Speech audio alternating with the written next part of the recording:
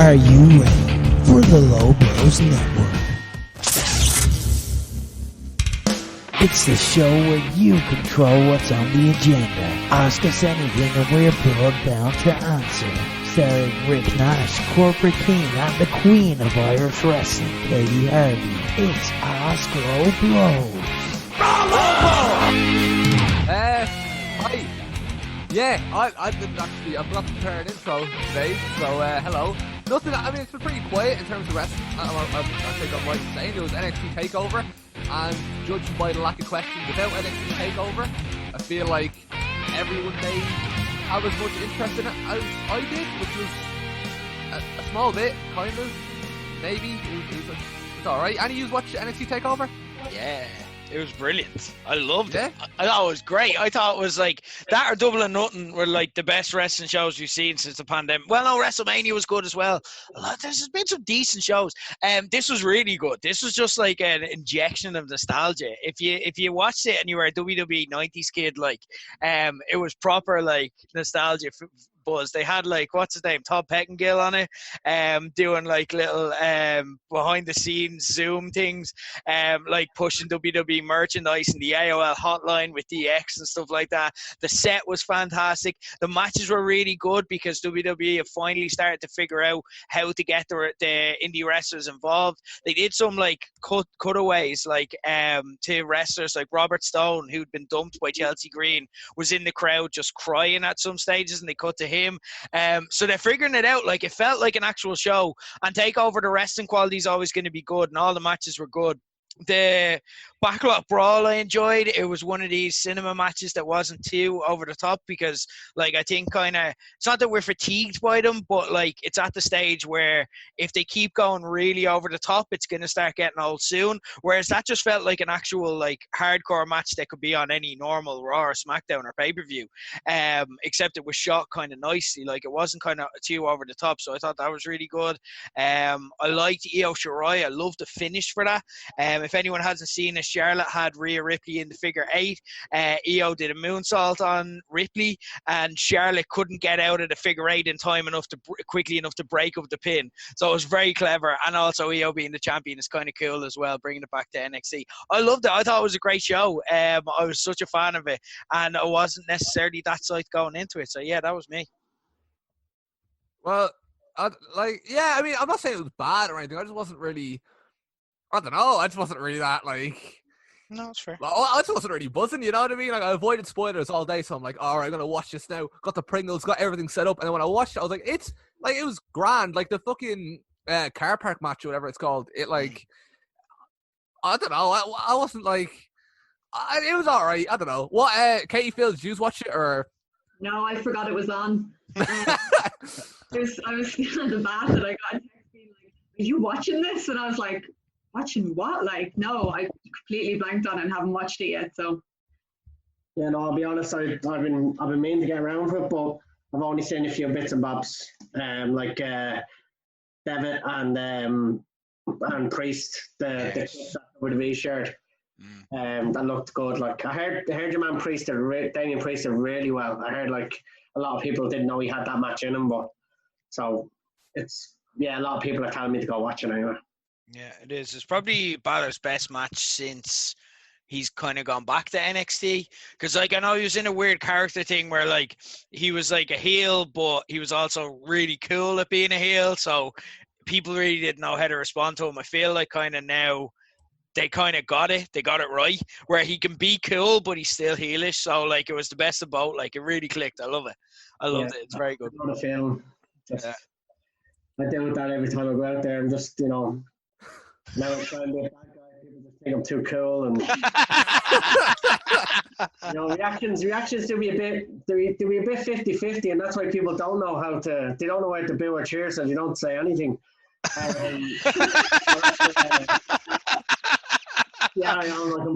understand exactly what Balor went through. That's what happened that first show in Courage, wasn't it? It was just, you were so cool that just nobody responded. I think I only popped you in that match. I could hear you in the commentary. I love that that because I remember that match, like, there was crickets, but, like, I'm like, nah, I'm going to call it like it's WrestleMania. I'm like, oh my God, what is Phil doing? And then you could literally hear me in the crowd because it was so quiet. It was nothing to do with the lads. They actually had a really good match, but it was an awkward kind of first match in a new promotion. Yeah, it was pretty funny. Yeah. I'd. Will we hop into the questions? Yeah, go for it. I'm good. Right. Question number 1 from @Dave Bandana, who's trying to get into the Zoom call, but but he's not here yet. So we'll answer his question while he's not here, just to be that little bit more inconvenient. @Dave Bandana, I've been suffering with the hay fever a lot lately, so I'd like to know what is the most annoying illness that you had to deal with before and why. Well, Rick, are you sick? The most annoying illness, hay fever, is pretty bad. It's just fucking, yeah, annoying is the word, because it's like, it's just your face is just itchy and you just have a runny nose, and like I remember once I was doing security when like I get hay fever bad, like I have to go on like tablets and all for it, and then it goes like after a cycle of them. But like I remember once I was working security in a shop, and like I just had hay fever so bad that day that like every time someone came into the shop, I looked like I was bawling my eyes out. I was just like and then like I was like, I am not intimidating at all. I am stopping no one from doing anything. So yeah, like in terms of annoying, the worst though has to be like headaches and migraines, because you're just like, can you just fuck off? Like, can you just kindly fuck off? So yeah, no, that'd be the worst for me. Dave Bandana is actually getting into the chat now. I can confirm. But yeah, no, that's me. Hay fever or headaches would be the most annoying ones for me. I suffer hay fever as well, and it's been particularly bad the last few months. Not even just like feels worse, just people are not sympathetic to hay fever in a pandemic. Like, they do not give a shit why you're sneezing. They do not give a shit why you're wiping your nose. Yeah. I found myself walking around the supermarket, like, just face on fire and just being like, you know, you just don't want to be seen touching your face or sneezing or anything. And there's a lot of pressure. But my other thing with summer is I'm allergic to insect bites, any kind of insect bites, really, really bad. I remember a few years ago, and actually we were only just starting to go out, and I think we had like a meet-up planned, and I was playing golf, and I got bit really badly on the golf course, and the entire side of my face swelled up, and I couldn't open one of my eyes. And so obviously I cancelled meeting up with Phil, and to this day I still think he thinks I was lying. I wasn't, like. But that was awful, because it's just like I couldn't open my eye. Like, my brother walked in and looked at me and said, like, you actually look so horrific. I feel like I can't even make fun of you. And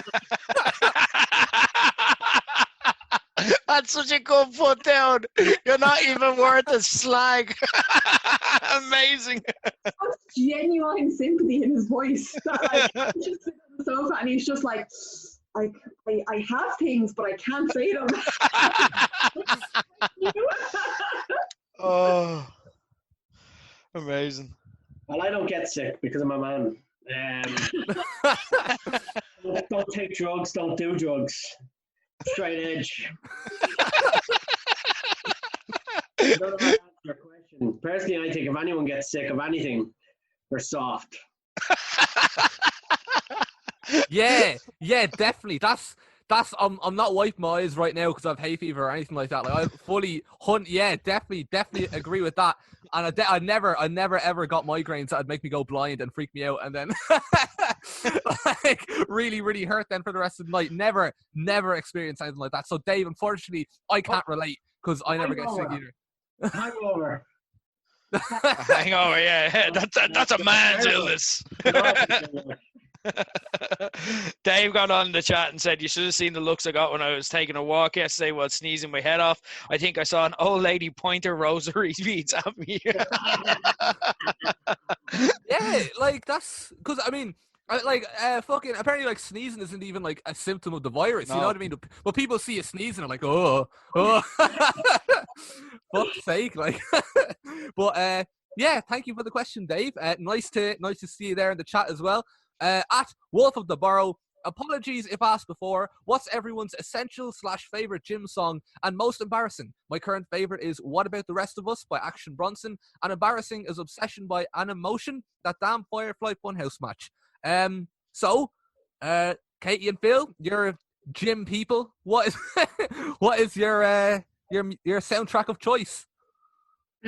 Like generally I do listen to everything. For training I like things like Trivium and like kind of heavier stuff, or maybe kind of heavier stuff for training. And I don't really I'm not really embarrassed by my music taste, but the one embarrassing thing I do is if I'm training just before I have a match or a show, I do listen to my own theme music to hype myself up. Okay. I used to do that as well. I do throw on the hand that feeds while I'm doing bicep curls in the mirror. Oh, brilliant. That's a bit tragic.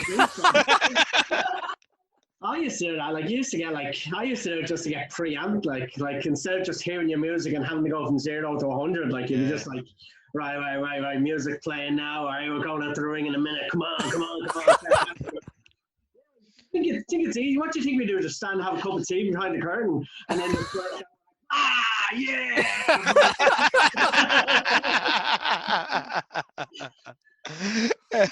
That is funny though. Do you ever see if you're ever doing because I think wrestlers do have that ability to go from not to full Hulk Hogan in a second. I think there's a red light button, and if you ever have done interviews with people where you're just kind of off camera and then it goes on and they see the red light in you go on and you're just like, yeah, here's the thing, right? Blah, blah, blah, blah, blah. We all, when you learn to do promos, you learn to get that. And people's reactions towards that is fucking hilarious because they're all just you can just see them go, you were so nice and polite a second ago and now you're shouting at me. It is amazing.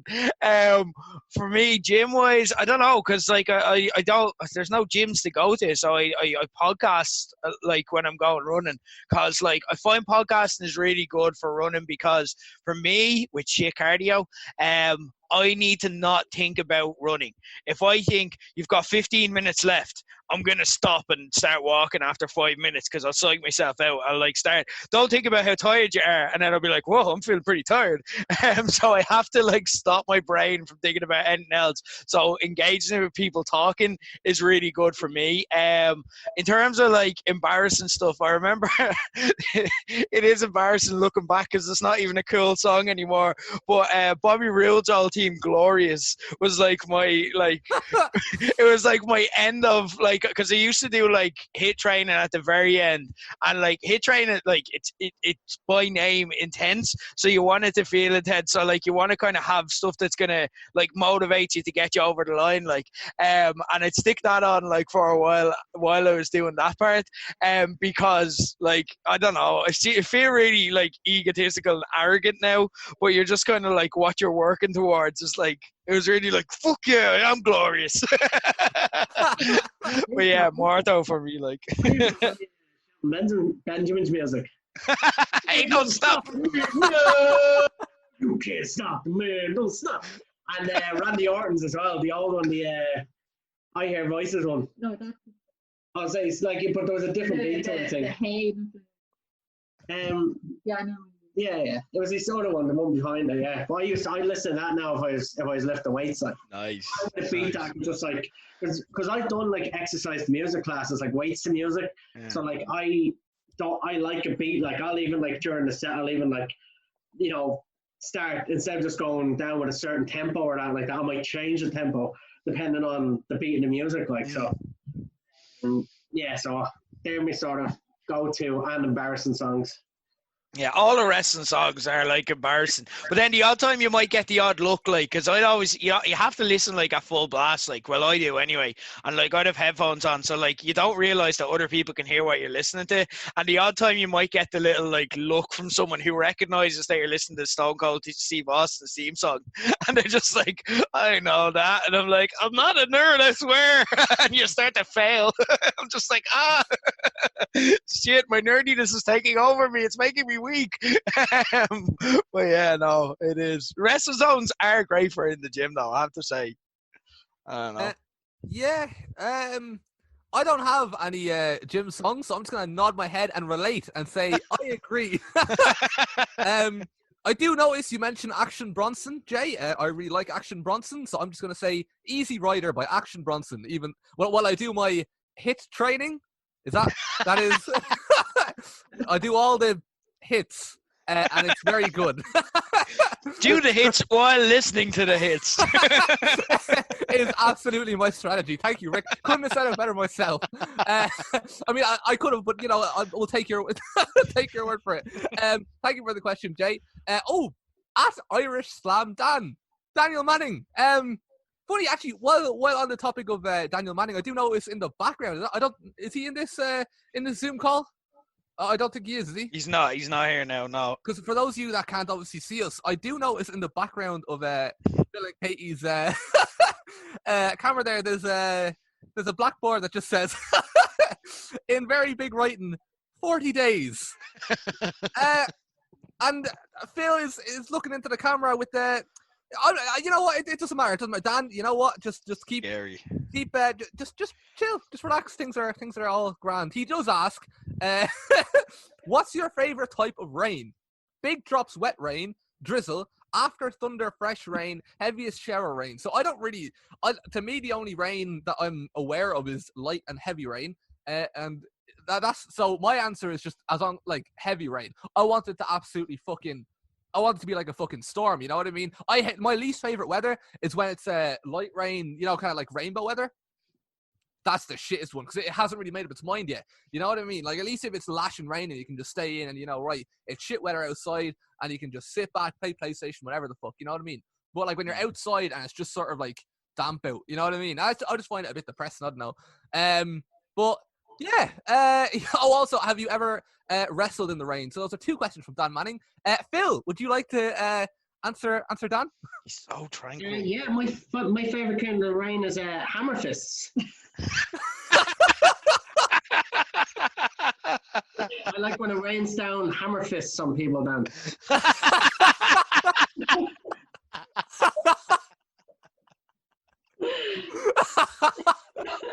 Is that it? Have you ever? Oh, that's fair. So peaceful. That's the scary part. He's so peaceful. Have you ever wrestled in the rain? Or... Yeah. I've never wrestled in the rain, but we did a show in Kildare once at a pub called the Gubbon, and it was an outdoor show. Great show. We got everything set up, and it looked great. Places packed, a couple of hundred people there. Yeah. Busy. And I mean, I'm pretty sure we had a cover on the ring. We did. We had a tarp on the ring all day, and we took it off about 15 minutes. Five minutes. 5 minutes before we were due to start the show. In that 5 minutes, it rained more than I think it had rained in the entire year combined before that. Just downpoured in those 5 minutes. And then the sun came out, and then there was no more rain for the next 2 hours. But the canvas was so saturated that people were trying to do running spots, and they were just falling on their arse. So like, people like frantically had to think about how they're going to wrestle without running or moving off the spot. And it was just a very stressful situation. And I only ever wrestled in the rain, but like that was harder than wrestling in the rain because like the canvas was just saturated. I remember one of the shows was there. One Japan was out. One of the outdoor shows. It pissed down rain. The same thing, and I mean it didn't stop. Like, but we didn't stop the show. Everyone just did it. Like, continued on. Like the worst thing about it is like I wasn't even caught in the heavy part of it raining. So like at least if you're out there and you're moving around, you're like you barely even feel it. Like the adrenaline is like keeping you warm and stuff like that. I was under like the tarp and then the show finishes, bam, and it was taking down the ring in it. That was the worst part because everything was soaked. Like the wood was soaked, the padding, the bits of padding underneath were soaked. Like it was just, it was horrible. Like it was. I remember taking a bump when we had the padding off. Like I can't remember. Like it might actually be Maxer or Jordan actually who turned around and said, "And go on, Phil, take a big bump there, will you?" Like so, I just thought like it's so ridiculous that we were out there anyway in the lackings of rain with tops off and all like, and everyone's all like running for the hills, like all the people who came to watch. So like, I just jumped up, gave it a big, massive bump on the wood, and like the splash went everywhere. Like, and then I think I do remember either Shawnee or Jordan just turned around. Come on, man, be professional, would you? Nice. If it's we have some contributions in the chat. Dave likes Purple Rain. Kento likes November Rain. Jonathan likes Madison Rain. Dave also said no one likes Roman Reigns. Kento said I'm more of a Luther man myself, and Harry Kern said Jesus Phil is terrifying.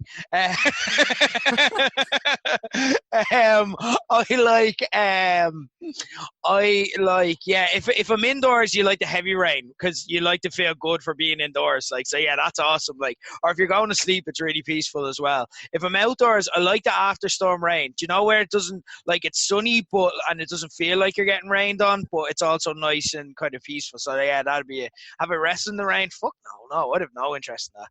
I remember I got out of whip before they just started doing like festival shows and stuff, and it just, like, I know it would be a story and all, and yeah, I guess if I did it, I'd be like, yeah, that's a cool story I have, but like, no, like, I wouldn't. I'm a comfort creature, so no, it wouldn't be for me. I'm okay with that.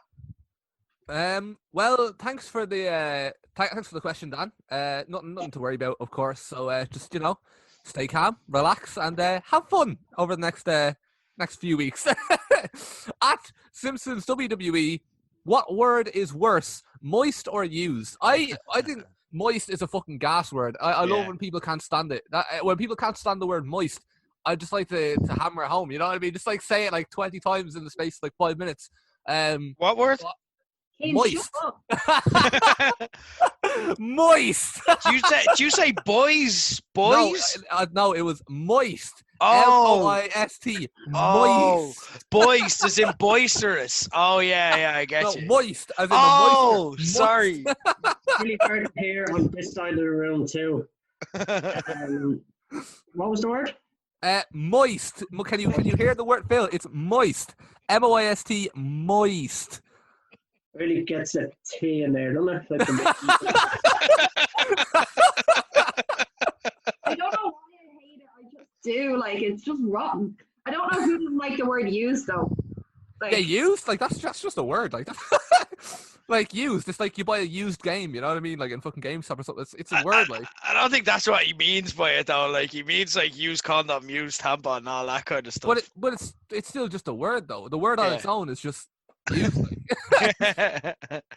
Yeah, it was an interesting one because I did think about like, oh yeah, like there's no kind of positive way for the word used to get. Oh, used game, yeah, I suppose you just said it. Yeah, okay, well, yeah. I prefer moist. Whereas like moist game might not. It doesn't really make as much sense, you know. I what want I mean? a moist game. It'd just be moist weird. Game, you know what I mean? Imagine taking a moist game out of a moist, like, kind of PlayStation. Actually, right now you got me feeling a bit sick, but that's a horrible thought. Fuck's sake. So, I don't know. Both those words are fine for me. I'm just gonna say moist is my answer. Just gonna want the reason to say the word moist. Are we all in agreement? Moist, it would be the worst of the two. Yeah. Move on. Hey, what was your answer? My answer is that word too. Moist. Used. No, that's fine. Well, you know what? I think for Katie's sake, we should move on. But thanks for the question. At Simpsons WWE, moist. At it's Laura B83. What was your favorite childhood program when you were growing up? Mine was Jayce and the Wheeled Warriors and the Teenage Mutant Ninja Turtles. There we go. I don't know why it took me so long to TMNT. And then MMPR. Mighty Morphin Power Rangers. You're such a nerd. Yeah, that was nerd rage right there. That's the Mighty Power Rangers. my favorite. Well, Oh well, what? So, what was your favorite childhood programs growing up then? Umber. We're actually rewatching my favorite childhood program right now. Because we got Amazon Prime, which has The Tribe on it, which I've talked about before. It's about a virus that wipes out all the adults in the world, and then teenagers have to form gangs to survive. And it is not how I remembered it, to be honest. I was like, feel like, oh, this is my favorite character, Lex. He's deadly. He's such a badass. Like, this is my first crush. He's awful. He's manipulative. He is a bad person. He has the worst storylines, and I am sitting there cringing watching every episode, being like, he was the man of my dreams at one point, and he is everything I hate about people in one character now. She turned around to me before this happened, right away. She turned around and goes, "Oh, that's Rex. I really used to like him. Lex, that used to be my favorite character. I think he raped somebody." In the show. But you see, these are things when I was watching as a 10-year-old, I didn't understand. And now I'm watching as an adult, and I'm like, how did they get away with these storylines in a kids program? And like, I did not get that context that she has something going on, he has something going on. I literally just thought it's about gangs of teenagers scavenging for food and like kissing each other. That's all I thought it was. Like, the guy is a heel, right? He's the heel of the show. But he was Katie's favorite character, even though I'd love to know Katie Kid, like the kid Katie who was watching this show, saw the guy try and force himself on another girl, and then that's my favorite character. What a guy. He just couldn't be stopped. You know, he great willpower. And I didn't realize that that's what was happening because they got married in the next episode. Oh, so like she was psychological. That is deep. Like, that's probably too deep for most adult shows these days. Like, Jesus Christ. Yeah, he had a bit of blue ball. That's the excuse. Not my favorite character. I realize the flaws, and yeah, Katie doesn't condone this, by the way. Like, I just like to point out like things that Katie liked as a child. That I'm like, I can't believe like now you're like the female icon, like, you know what I mean, standing up for feminism and the stuff you used to like as a child, man. Feminism. He's like the worst of everything in the character. I don't understand how I must have just really fancied him. I don't know what it was like. So, like, the episodes are only 25 minutes, whatever, and I was like, oh, we'll fly through the 5 seasons. I looked it up. There's 52 episodes a season. What? 52. That meant they never got a week off. No, it was a New Zealand soap opera, basically. Like, Jesus. So I don't know, but that was my favorite show. And you know, where I kind of regret starting it, but I'm gonna finish it now. Yeah, I regret just starting it too as well. I was a proper TCC or Nickelodeon guy, and a lot of my favourite shows kind of just aren't spoke about with the nostalgia stuff. So I liked stuff like Keenan and Kel and Saved by the Bell that still love to this day. But like even little shows, like I loved California Dreams. I don't know if many people remember that. Some people in the chat field does. Surf dudes with attitudes, kind of groovy. Just for anyone who appreciates it. Hang Time as well was another show I loved. It was a basketball show about a high school basketball team. Pugwall as well, I always found really, really fascinating. Or Around the Twist was like a horror show that was on it. Like, or Are You Afraid the Dark is another one. Yeah, I'm going down memory lane here with all these. But yeah, no, that was my jam, like Nickelodeon. And then as I got older, I got into Pokemon, and that became the thing I was obsessed with. But that was when I was like 12 or something, and thought I was outgrowing it. So yeah, that's me. We got some suggestions in the chat. Sweet Life of Zach and Cody, Ninja, Always Hero Turtles to me. Jimmy still struggles with calling them Ninja Turtles. It's Hero Turtles. That is a very Irish thing, to be fair. David Kent likes the Morbegs, best thing RT you've ever produced. Dave Bandana said Superhuman Samurai Cyber Squad. Has anyone heard of that? Nope. No. And John McGovern's confirmation name is based off the Turtles, and so are two of my older brothers. His is Leonardo, his eldest brother is Raphael, and his second oldest brother is Michelangelo. Amazing. I love that. Just going back to comments. It says like Morbegs is the best thing RT have ever produced. He doesn't say he likes the show. Just likes the production values of it, like They could be the best thing RT ever produced. It's still, and so you might still not like it. That could just be a dig on RT. Well, he's wrong. He's wrong. It is not the best show RTE you've ever produced. Oh, wait. Oh, shit. My headphones are plugged out. Lads, everyone calm down. I'll be 1 sec. I can't hear any of you. I know what's coming. David Kent said Michelangelo McGovern is a great wrestling name. It is, actually. It's a very... There's a lot going on there. So, yeah, growing up Nickelodeon, first of all, I was absolutely a Nickelodeon person. Fucking, I like, even I see Harry there suggesting Zach and Cody, yeah? But Drake and Josh would beat the fuck out of Zach and Cody. No bother, yeah? And I went on this rant the other day. Zoe 101 would beat the shit out of Hannah Montana, yeah? SpongeBob and Patrick would beat the shit out of Phineas and Ferb and all that, yeah? Nice, so for me, I'm Team Nickelodeon all the way. It was deadly. But the king of all these shows, yeah? The best show RTE have ever produced. It is in the chat. Kento has it.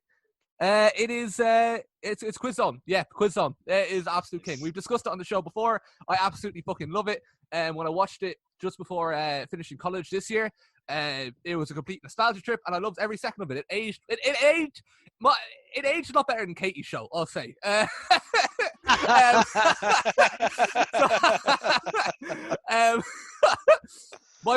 Kento says, my primary school were the first team on Quiz Zone to send the same person into the zone twice. Trendsetters. That is pretty fucking historic, and that is some claim to fame, I have to say. Thank you very much for the question, Laura. It was a fun one. At Scott_Aspel, with WWE using plexiglas at the barriers, do you think this could be the new norm for wrestling and sports in general, with the ring and entranceways being closed off like a hockey rink? As a fan, personally, I would hope not. But I don't know. What do you think? I think if we could bring in an FFPW, which we can't, it's too expensive. Like plexiglass now has gone through the roof. We just can't afford it. Unless everyone wants to bring their own plexiglass, and that's cool. EYOP. All I think is like if you went in, you had to sit in your little own section, it would be very uncomfortable at the start. You'd be like, oh, this feels weird, man. Like I feel isolated and shit.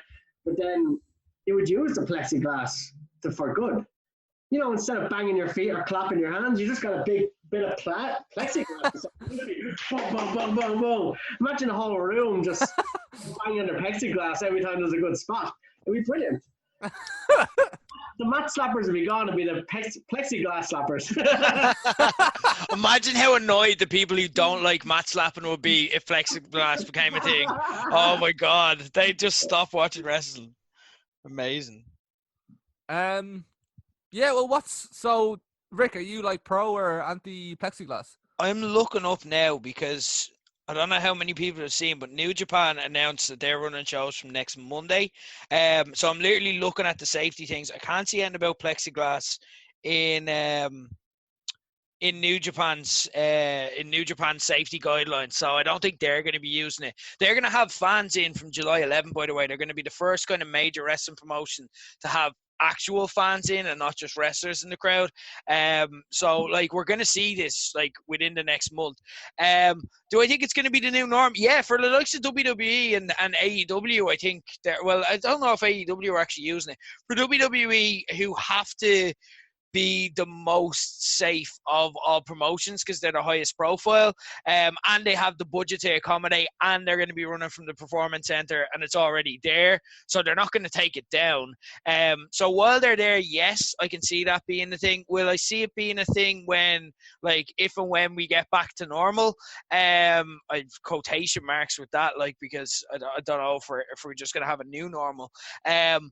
No, like I think that in an ideal world, we want to get back to being able to like wrestlers slapping fans' hands and having that up close and personal kind of interaction, like, because that kind of makes it for, especially when you're talking about kids and stuff like that, getting to like get a hug off Bailey or, you know, those kind of little interactions. Bret Hart giving out the sunglasses, that's integral to what wrestling is, like at a certain level. So in an ideal world, no. In terms of the likes of Fight Factory, just not feasible. I'd imagine imagine the same would be for the likes of even bigger indie promotions like OTT and all. It's a massive investment. Even less viable for them, feasible. Yeah. Because they're getting more fans. Like if we, let's say even if we had 20 fans, like we wouldn't be able to accommodate that. Like, so if the more OTT, let's say whatever they're getting, 2,000 or 400 or whatever they're doing, there's no way they have like 399 pieces of plexiglass to keep everyone safe, or whatever way it works, how many people you can get in between two bits. Like, the bigger you are, the more expensive it will be. Is it not just one sheet of plexiglass like ice hockey? Separating. I thought the whole idea is to separate. Is it not to separate? I thought it was separating the crowd from the ring. No, I think it's the crowd from the ring, like the way WWE are doing it, and then like what happens in the crowd is up to them, and what happens in. But like that's one very like it's one kind of safe way of doing it. I think, to be honest though, as well, like what's going on there? What is being protected? Like the fans are still behind the plexiglass, and it looks like there's more fans at NXT. Like there wasn't full on social distancing. They're getting very like AEW. AEW just aren't social distancing for the most part when it comes to their fans anymore. It's just not a thing, and you can see it on the show. Like the wrestlers are just all on top of each other. They now have fans in the audience who are just jumping around and kind of just acting like fans. Now it's massively reduced capacity. Like they may have like 50 fans total in the entire venue. So it's not like proper fans. But even then, you can see in the background, you just look at it and you're like, oh, they're not social distancing. So I think it's more just for WWE, it's an aesthetic to show we're being safe, we're doing something. But I don't think it actually does that much, because I don't think there was much of an issue with wrestlers being at risk from the fans themselves. So I don't think it's going to become the norm. It's an interesting question, but and here's the thing, we don't know the way it is. Like we didn't think that, even at the start of this, we didn't think that every shop we go into would have to get plexiglass installed. And that's the world we're living in now. That's the new norm. Like it's not even strange. It doesn't even feel strange anymore going to a shop and dealing with it that way. It's just like, yeah, this is how we shop now. So I don't know is the only real answer I can give on that. Well, I don't think there's anything wrong with plexiglass. I think there's good reasons for it. Like counters and stuff. I used to work in a bedding shop, so like plexiglass there. I know it was there for different reasons, so people couldn't shoot you. But but I still liked it that when you had people on the other side who were probably a bit too drunk and getting a bit angry, they basically any other spit couldn't get through with you. Like, you know what I mean? Like, but the plexiglass doesn't bother me, and I think this whole new norm, I don't think it is. I think we just need to start getting back into the normal routine. Right, the first show, if people want to sit in groups of 4 beside their mates and be all like jumping all over each other, like putting hands on each other when they get excited, that's cool, man. If they want to take that risk, let them take that risk. I know some people are going to be like, oh no, I want to sit on my own, I want to sit over here, right? It mightn't be as enjoyable, but once people start to realize they can go to these events and not contract the virus, they'll go to it more and more, and then they'll start letting their guard down a little bit more and more. With luck, like assuming there is no massive second wave of this, and like then before you know it, I think we'll all be back to just normal, enjoying the day, not thinking the person beside you potentially is going to kill you. Like, it'd be interesting now as well, like in terms of, and it's what I've kind of maintained, that we don't know how we're going to feel by the time July and August rolls around. Because like, I think even now, like when you consider like stuff like the protests that happened last week, if there's no massive jump in cases that we have based off that, where there was like hundreds of people in town at a close proximity to each other, then I think everyone's going to kind of go, oh, we could be around people again. Okay, that didn't happen. So, all right, well, what's stopping us there? You know what I mean? So, like, even little things like that, it's more step by step.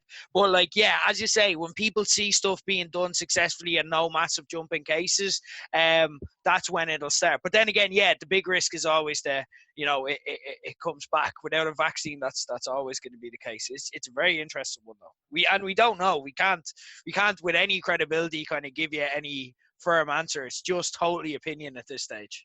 I think we'll be fine as a nation. The problem is when we open the borders to America and stuff like that, or like any of these places that are now the hub of it. Like if we start opening up the borders, then you're gonna have people coming in from everywhere, and you don't know like how. Like we're all doing a fairly good job over here per person. Like, but It's when people start coming in, you might see a re like a re-wave, a second wave. The good thing is that we're behind other countries. So like New Zealand has no active cases. Like it's gone in New Zealand. Yeah. So they're going to open up and we're going to see how that goes. Like in a way, like I know it's horrible because other countries have had it worse, but we are behind them and we are seeing what they're doing. Like we're obviously getting stuff ready for Fight Factory, and people are messaging me and talking to me like, well, what's going to be in place, blah, blah, blah. We have a plan, but that still might change over the next 2 phases. You know what I mean? Like everything is fluid. We're going to look at boxing clubs and see how they cope. We're going to look at even like GAN stuff and see what they're doing with their training. So like, in a way, we're almost lucky we're in the last phase because now we can see how everyone else reacts and what works for everything else. So realistically, we should have a safe environment to open in. I actually think we're on the ball with this. Like I think other clubs should be looking at us really. But, they don't know that though because we just talk about it to each other. It's the things you have lined up for when July 21st comes around, which should be our first training session back. And again, just the plans, which will be all released later at a later date, in a very formal newsletter. We're sort of on the ball with that one. Like, I can't wait to see. How good is that going to feel the first day when you're back training and you're just around everyone again?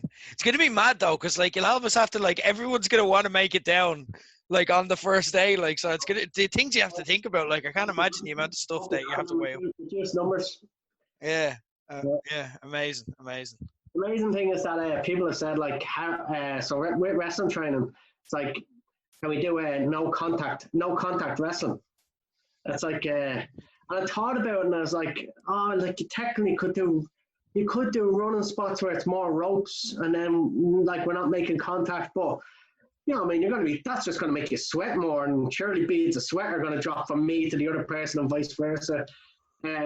So I don't think wrestling is one of these things that can be done without any contact. And I think that's why I was put into phase 5 with boxing and with rugby.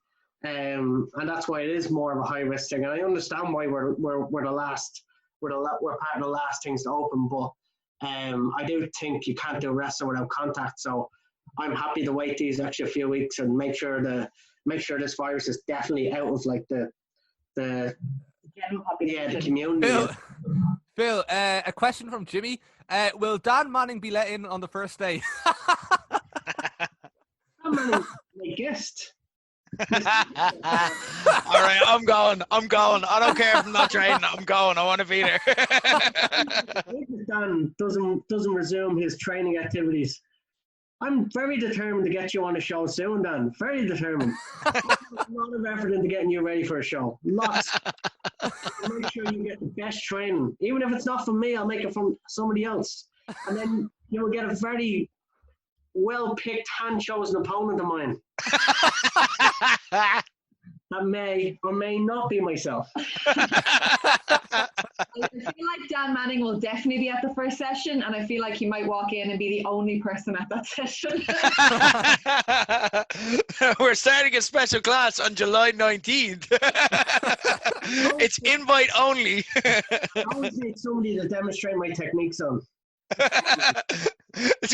That'd be hilarious. I just have an image of Dan just coming in with his gear bag on to a dark gym, and a lamp just opens up a Phil sitting in the ring. I've been waiting for you. Amazing. Well, yeah, Scott, plexiglass. I don't know. We'll just have to wait and see.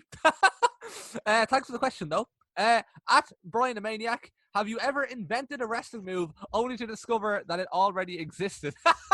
This seems like a very Rick Nash question. Like I feel like this definitely applies to you. Like you decided to kick somebody in the ribs and then you grabbed them like in a stunner position and I like sat and then you're like, whoa, that was really cool. I hope nobody's taking that one. What have I just done, guys? Oh my God. I have done this, and I have pitched it to the person that I explain the move, and I'm like, and then you twist them around, and then they fall, and then you land on them, and you're straight into a cover, you hook their leg, boom, it all flows together nicely. And then the person that I pitched it to and spent 10 minutes explaining it to, that was listening politely the entire time, says, yeah, that's my finisher. Oh, I do this shit all the time. I forget that, like, I've seen it, and I just think that, like, I've just come up with this amazing idea because I forget that, like, yeah, I'm awful for this stuff. So yes, I've done that. Like, all of my moves, like, are just like things that I thought of, and then it's like, yeah, that's called an SDO. that's a DDT. So yeah, all the time I've done this. We had a stage in the NWA days where, like, we were convinced WWE had cameras in our school. Like, you know, Robbie Morrissey would do something and it would show up next week on Raw.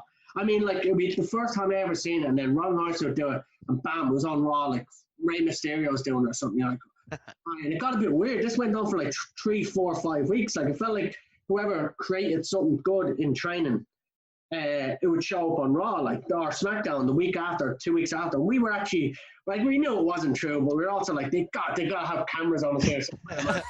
We're inventing these moves, and then all these WWE guys are just coming up with the same move a week later. Like, I got a bit sketchy at one point. A real a cease and desist letter was being typed up. Love it. I used to have a problem with moves as well, coming up with new stuff. I particularly found it late on in my career, as soon as Katie Harvey showed up, because basically she took my moveset. So basically what Katie Harvey does now, I used to do quite regularly, and then one move by one move, she just stole them until I had to go for the whole. What did I realistically steal? Apart from a missile dropkick. No, you stole other stuff. Like, did you do a top rope leg drop at one point? Yeah. Yeah. But I stopped doing that. I did it once on a show, PWU, to Tron, and realised as soon as I got to the top rope that he was lying the wrong way, and I was going to have to drop it with the wrong leg. That's awful. Nothing worse. Oh, the fear. But, like, the fear I felt was nothing compared to the fear on his face. Like, when he just saw the panic in mine. Went all right, though. Like, he was fine, I think. I had that before the leg drop. I wouldn't mind, like, I got up on the right side, all right? So guy goes down, bam, and I start climbing. I'm like, there's his head. I'm going to climb up here. And the guy on the bottom starts doing this fucking shitty sell. And he starts turning around like he does a 180 on the floor. And I get up there and I'm like, motherfucker. And I literally fucking jumping off here now, just fucking hoping that I'm okay, he's okay. Like, but it was one that I hated. Like, particularly a leg drop or anything not on your good side coming from a height, like, is horrible to try and pull off. Like, yeah, I've never had the problem in the question. My problem is I do actually accidentally steal moves all the time, especially from Phil. But I also have a bad habit. If I'm watching wrestling I enjoy, I'll just be like, oh my God, Phil, I should do that. And it's always something like I definitely can't do, like a moonsault or like a running knee off the apron or something like that. So I have the opposite problem. I can't come up with a new move. I don't know. I used to always, like, wonder why nobody. Again, Rick, you talked about this on I think it was last week. You were saying about how, like, knees and elbows aren't used enough in wrestling. I remember once thinking something like that, like, wouldn't it be a cool? But basically, it was the V trigger, right? I just thought in my own head, why does nobody do this? I'm actually a genius. Nobody has thought of this except for me. I watched New Japan, like, oh right, yeah, everyone's thinking about this. Sorry, boy, common. But yeah, thanks for the question, man. Chris at Stagmore13, who I think has just shown up in the chat, just joined us. So Irish wrestlers as Disney characters, heels are villains and faces are princesses / heroes / good guys. For example, Debbie is Cruella de Vil and Tony Kelly is Flynn Rider, etc. Also, how bad is Rehab on half a Katie Harvey? One arm. Asking for a little friend. Okay, so I am not qualified to answer either of these questions. So I'm going to throw it. Who's a big Disney person out of the three of you? I would watch a good bit of Disney. Well then, who are the characters? Who are the Irish wrestlers as Disney characters? Okay, well, so one way to do this is either pick a wrestler and then we pick a character, or pick a character and then assign a wrestler. Character into wrestler usually goes better, because when we try to do wrestler into character, we just end up going and thinking for ages, which no one needs to hear or see. Kento said, can More Than Hype be Alvin and the Chipmunks? Not Disney, but still. Nailed it. That's a dream match. Disney character of all time is my favorite Disney film is Robin Hood, where he's the fox. Has anyone ever seen that? It's amazing. No, I'm alone here. Okay. Right, cool. My other favorite Disney film is Zootopia, which is also about a fox. So I don't know what wrestlers are foxes. Jay Money could be Aladdin. That works. I could see it. I could see Jay Money coming out in Aladdin gear. Like, it was Halloween and Jay Money came out dressed as Aladdin. Yeah. Aladdin is a street merchant. Oh, no, wait, yeah. I could just see the gear. I just thought of the visual. Multi-million-dollar guy, like. Yeah, but the visual of it, I could see him dressed up as it. That's why. 1 mil.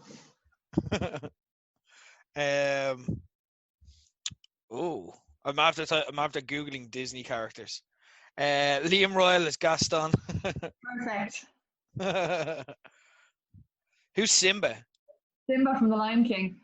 I know who Simba is. I wasn't asking like that. I was saying who could be a good Simba. Who'd be Jafar? Oh, Jafar's a good, like, heel characters. You can find them quite easily. I can see Justy being a Jafar. Like, just hamming it up. I'm thinking more in terms of who played him in a pantomime version. Do you know what I mean? Like, I'm not thinking of the questions and the characters. I think I'm getting this wrong. Buzz Lightyear, who would be someone who really buys into their character? Buys into the character. Who, like, sees their character as real, like? Should have thought about this more. Yeah, this is one question I did not think about. Joe said Katie is a furry. That's a strange thing to say. Not related, but I like it. We had a conversation the other night about, like, you know, when you're a kid and you have your crushes growing up, like, is it okay to have a crush on a cartoon animal? No. For anyone? No. That's a bit odd. Okay, so like that turned out to be that's his name. That's way better in the comment section. Yeah. Timon and Pumbaa, the Armstrongs, Roadrunner, Dan Manning. I love it. Wile E. Coyote, Phil. Yeah, that makes sense. And fuck, we have the chat actually to help us with this. Yeah, that's what these Irish wrestlers is going to become. It's just going to be people answering in the chat. Nicely done, lads. Amy Alonzi is Snow White. Yeah, I could see that. Sean said Martina for Buzz Lightyear. Yes, nailed it. Love it. Is that? Oh, actually, for Chris's second question, how bad is rehab on half of Katie Harvey? There's a backstory to this. So shout out Chris's younger son, the one who last week we told beat the shit out of him. The one who battered him. Yeah, he broke his elbow yesterday, so he had surgery for today. Chris is in the chat. So he's doing good though, Chris, isn't he? Like, he was giving us an update today. I got on to him about it. So he's doing good with recovery. So he had surgery earlier on today. So any tips for just the one elbow, or do you specialize in two? Are you like go hard or go home? Two or nothing? I had to rehab both my elbows differently, because this one was a straightforward break, but this one I tore all the muscles off the bone as well. Jesus. So even when I set them in the cast, one was like that and one was like that. So, like, if you look at this hand, that's all the movement. If you look at this one, I can turn it all the way. Jeez. So, like, if it's a break, like, oh, just wires and no pins. Like, I was told with this arm, both my arms, I'd get about that much movement left, like enough to feed myself. But I now have 100% movement in it. So, like, if you do the rehab, it works. Like you can do it. Like, it sucks while you're doing it, but like it's important to do it. Like my cousin broke her arm just before I did, right? Didn't do a rehab, wouldn't go to her hospital appointments, nothing. Her arm is now set in a curve and she has to have an operation to re-break it and reset it. And that is awful. So like rehab, it's painful and annoying, but just knuckle down and do it. And if you want to message me privately with any questions, like just go for it, like today, tomorrow, whatever.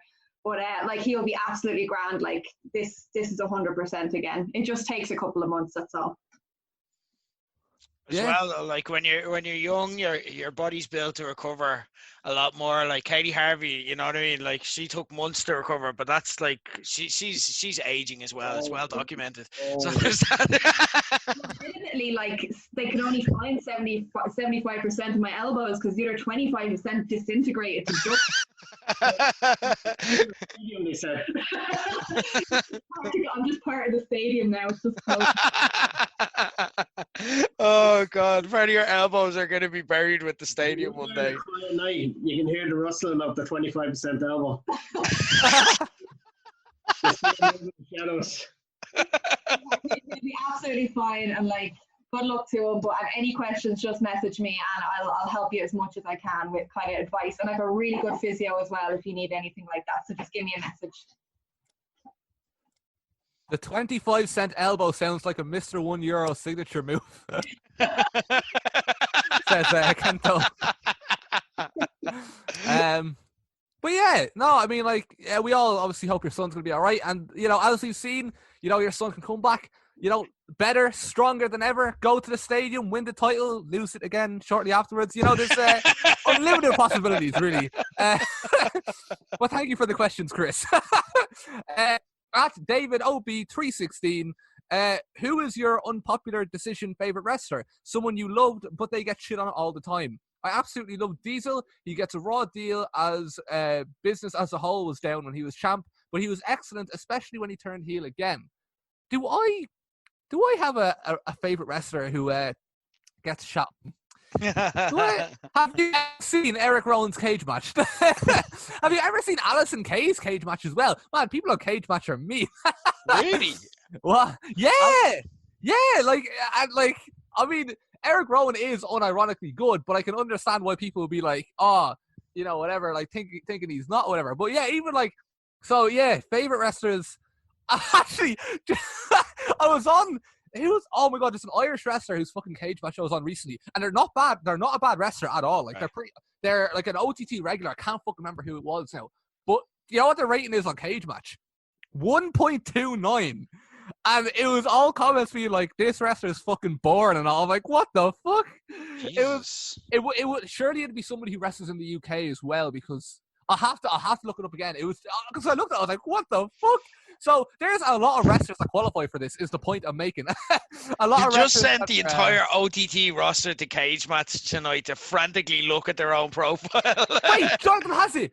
It was Adam Maxton. That's who it was. Oh. But that's you wouldn't think 1.29. Like 1.29 is like he's got so good as well. Like, yeah, you know, in fairness, a lot of the reviews were old, but even still, like he wasn't 1.29 like 2 years ago either. You know what I mean? Like for perspective, like 1.29 is like you've lost all your limbs and you're literally just like sitting there doing nothing in the ring. That's what 1.29 like. That's like what the fuck, like.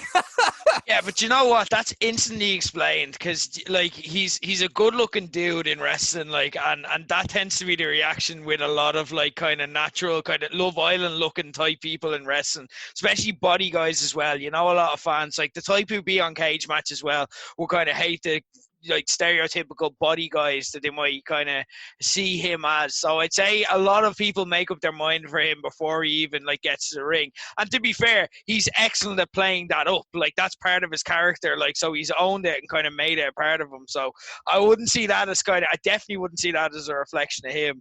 It's more just the heat that his look and character are going to get that he's able to use for his benefit. So yeah, it's just one of those things. Because like you wouldn't know what promotion he got in touch, or he might have got in touch with promotion, or they got in touch with him, whatever. And then they're like, "Oh, don't know about this guy. Like he he looks the right part. His matches look okay, but is he worth the money to bring in? And you never know if like that stupid cage match fucking rating is like taken. It's like, oh, you know what? People have said he's bad on shows in person. Clearly with a 1.29, like. And like, but at the same time, have you ever gone to cage match or anything like that? You know what I mean? Like, it's not something to. I don't book anyone outside unless I've seen them in person. Like. Exactly. Like, so like it probably isn't like, and the promoters that would be influenced by them are probably not. He's probably not going to like. It's probably not going to ruin his career not working for those promotions. Do you know what I mean? Anyone credible like learns to use their own kind of head with it, and like they're going to look at kind of his promo picks and so on and say, yeah, if he's in any way half decent, I'm booking him. Do you know what I mean? Because he has like the look and he's put in the hard work, like clearly in the gym side of things and so on. So there's that too. So every wrestler is extremely unpopular. That's the point. Yeah. Sean says, I love Zack Ryder, but he doesn't get much hate, I don't think. Zack Ryder is the one wrestler who I'd say is not unpopular at all. I never see Zack Ryder getting hate. So, Eric Rowan, Alison Kay, like, I suppose is my answer. No, do you know what? I'd say, like, any of the wrestlers, like the Great Khali and stuff like that, you know what I mean? Like, people who get, like, because obviously, you know, some of his matches in WWE were a bit, you know, not for everyone, I'll say. But, like, for me, like, bad wrestling is just as good as good wrestling. So, you know, I have a lot of favorites that might fall into this category. Jimmy says, does the Miz count? I feel people have come around on him now, but used to get hated a lot.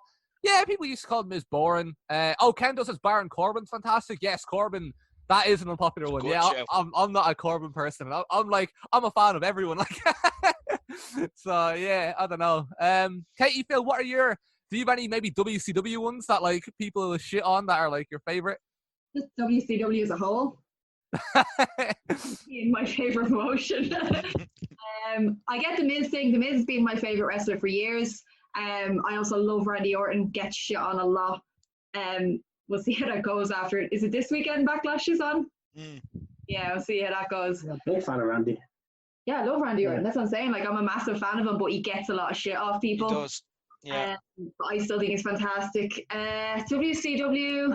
I'm trying to remember because like I was in a bubble watching it where I thought everyone was fantastic. I thought David Flair was a great wrestler when I watched WCW. I love that phase of your life when you're Disco Inferno. She didn't like Disco Inferno. Why did you not like Disco Inferno? I just didn't like him. He's slimy.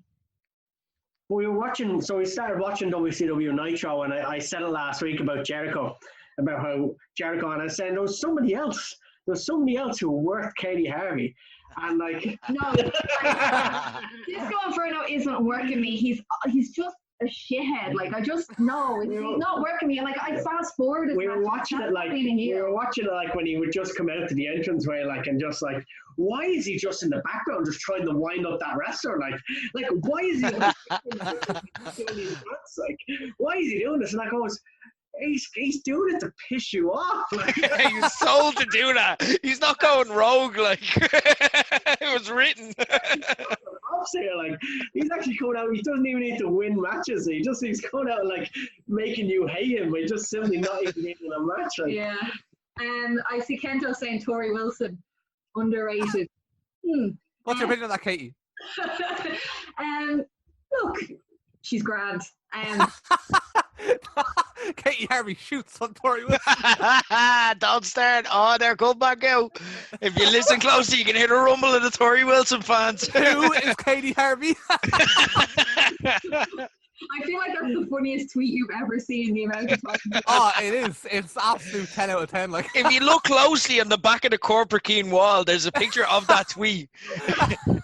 It replaced Eric Rowan, like. She had to come out and apologise publicly about it. Look, I don't care about the Hall of Fame anymore. So what I was thinking is totally cares. I'm a big fan of like a lot of the Divas era that would get shit on.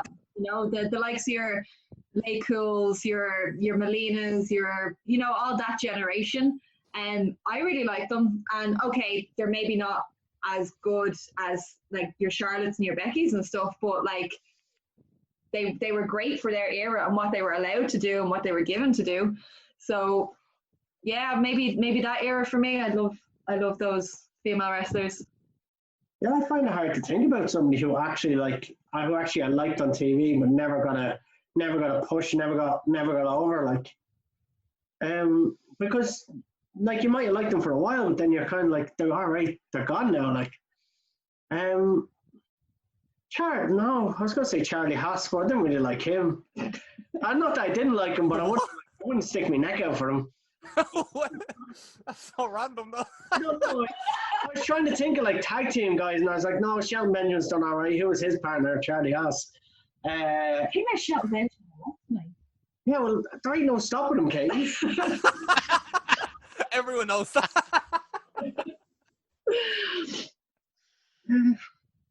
Jonathan Nolan says Charlie Sterling. Charlie Sterling, I see nothing but love for Charlie Sterling on Twitter, and justifiably so. He is incredibly underrated, if anything. Sean says Sami Zayn. That is a wrestler I saw getting shot on a cage match as well, and I disagree with it. I think Sami Zayn, like, again, I've said it before. Sami Zayn versus Raven Creed. I don't even mean this in like a half. Should be Katie Henry. I was waiting for it. No. Genuinely, I actually think like all I want from a wrestler is for them to be entertained and for me to get invested in their matches. And Sami Zayn versus Raven Creed, Sami Zayn versus Katie Harvey, but like, she's, but Sami Zayn, when she's not fighting Katie Harvey, is for me a heel that I proper, like, I want to see lose, and someone whose matches I tend to be very invested in. So I'm actually, I do, like, even though I cheer for her to lose more often than not, I am actually a fan of Sami Zayn. So yeah, no, I think that's all right, Sean. This is a very interesting question, actually. For me, I'd have to say someone who's like seen as like a failure in WWE, but I loved at the time, like Eugene. His character genuinely made me go into full-on Mark mode. And this is while I was training to wrestle again, and you were told, don't be a Mark. But every time I saw him, I was proper getting invested in the stories, and I was like, I hope the guys don't see me like this, because I was like proper. And genuinely, I got a chance to do bits with him. Like, he came over to Irish Whip, and I got to do like a couple of matches and spots and so on, and do a lot of work with him when he came over. And it was like genuinely like proper, like, meet your heroes type stuff, you know what I mean? Like, and it was dead. I was proper marking out for it. But he's someone that kind of gets brought up as like, ooh, WWE bad taste storylines, and that's something that I won't do it now, but like I could go on a rant about how they actually handled that sensitive subject kind of well, considering this WWE. I don't see it as insensitive. I thought if you watch the week to week of it, they were quite good, and that's why I got into the character, because you genuinely started to cheer for him and buy into him and believe in him. So that'd be the one for me, because he's legitimately, like, I wouldn't say like top 10 wrestlers, but like if I was making a top 20, he might sneak in there towards the bottom. And he's like, he gets shit on, not him personally, but the character gets shit on a lot today. I'm going to throw in Bobby Lashley as well. I'm a big Bobby Lashley fan, and he doesn't get the love he deserves. Good show. Fella's a fucking tank.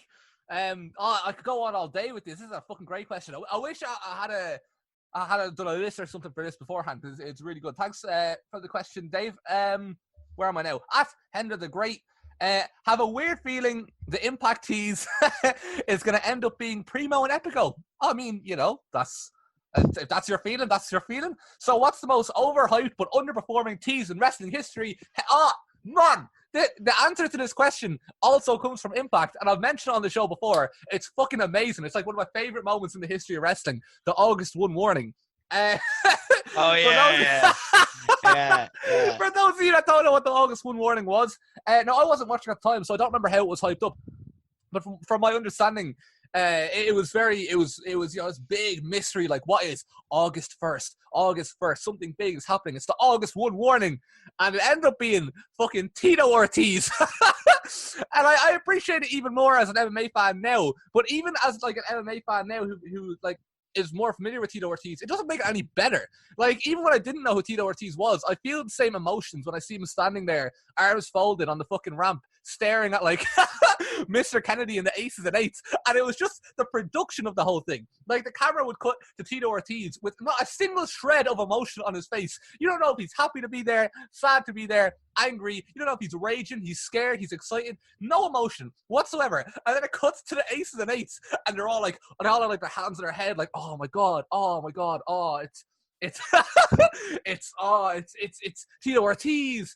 And it's like, but the segment doesn't end. It doesn't advance. Nothing happens, but it also doesn't end. So the camera's there for like a few minutes, pointing at the ace and eight, back at Tito, back at ace and eight, and Tito hasn't moved. He's a fucking statue standing up there. If it happened in 2020, they'd be going around with ropes trying to fucking pull him down and throw him into the water or something like that. They think he's a fucking statue. He's just standing there like fucking still as shit. And then like they look at fucking again, the ace and eights, their emotion doesn't change either. Once Mr. Anderson's like, right, I'm very unhappy that this is Tito Ortiz, the camera keeps pointing at him and they're like, it's Tito Ortiz. Unhappy. It's I am still very upset at the fact that this is Tito Ortiz. Still quite upset now. Please, for your own sake, go back and watch this. It is the fucking funniest thing ever. But it absolutely is the answer to that question. But do any of you have any other answers that match up to the August 1 warning? That is underperforming teases in wrestling. Can we just go back to that line you just said there? If this, he's just standing there still. Like if this was 2020, then we wouldn't animal with the river. Literally, there are statues with more movement and more kind of emotion. Like, do you know what I mean? Like than fucking him. Like. Love it. But any other? Jimmy has a great one in the chat. I'm going to second this. May 19th and Kane. Just a promo for a second-rate horror film. One of the best builds to a story. Anyway, we were fucking dying for it. And like, it was like, what's going to happen on May 19th? What's going to happen on May 19th? And obviously we all knew what they were doing. We all knew it was just promotion for the date that his movie comes out. But the fact that they still got us hyped up for it. And then like, when he came out, like I remember because he was on Raw, and then May 19th was Thursday or whatever, and then they had Rey Mysterio in the ring, and whoever the GM was at the time said he was punishing him in a match, and he's going to be like, I guess you're going to face this person, and guess what? It's May 19th, and Kane came out, and you're like, oh fuck! And then from there, the story was it was just a Kane match. Like he was still just Kane, and he still just wrestled like Kane. And he gave him uppercuts, and he gave him a flying clothesline, and he gave him a choke slam and a tombstone. And it's like, yeah. No, I suppose that's what I should have expected. Like that is what he does. And then they tried to do a weird storyline with a fake Kane, and no one bought into it or liked it. And it was just bad. There was just no payoff. Also another one to throw in there, the Black Scorpion in WCW. It's a great thing to look back. If you want to look into like video clips of it, it's like, they built a story similar to May 19th. They built a story and had no payoff in mind. So what they were like was like on Sting, remember me from the beach in 1982? And then it's like they just kept dropping clues every week with a mysterious kind of figure in the shadows with a distorted voice. And it's like, remember that time I spoke to your wife? And then like, we don't know this backstory, so we can't even put the clues together. So it's just like random add extra clues with no context. And then at the end of it, it was his most hated rival, Ric Flair, who he'd like, they could have just said, remember we fought 40 times this year?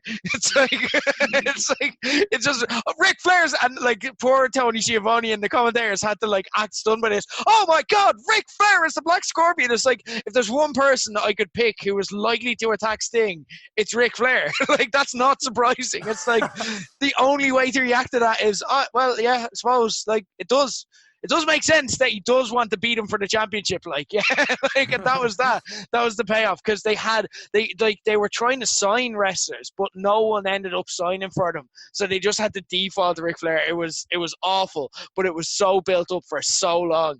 And yeah, it was amazing. Kento, what? Sorry, go ahead. No, Kento says courage, but that absolutely delivered. That was unreal. These takes on courage, man. Like, cause courage was, your man John was one of the promoters, wasn't he? Yeah. I'm going to say second ace. Sorry, I know I shouldn't have even said the first name, but I'll tell you now, I got chatting with, I went out for drinks with him after the first show.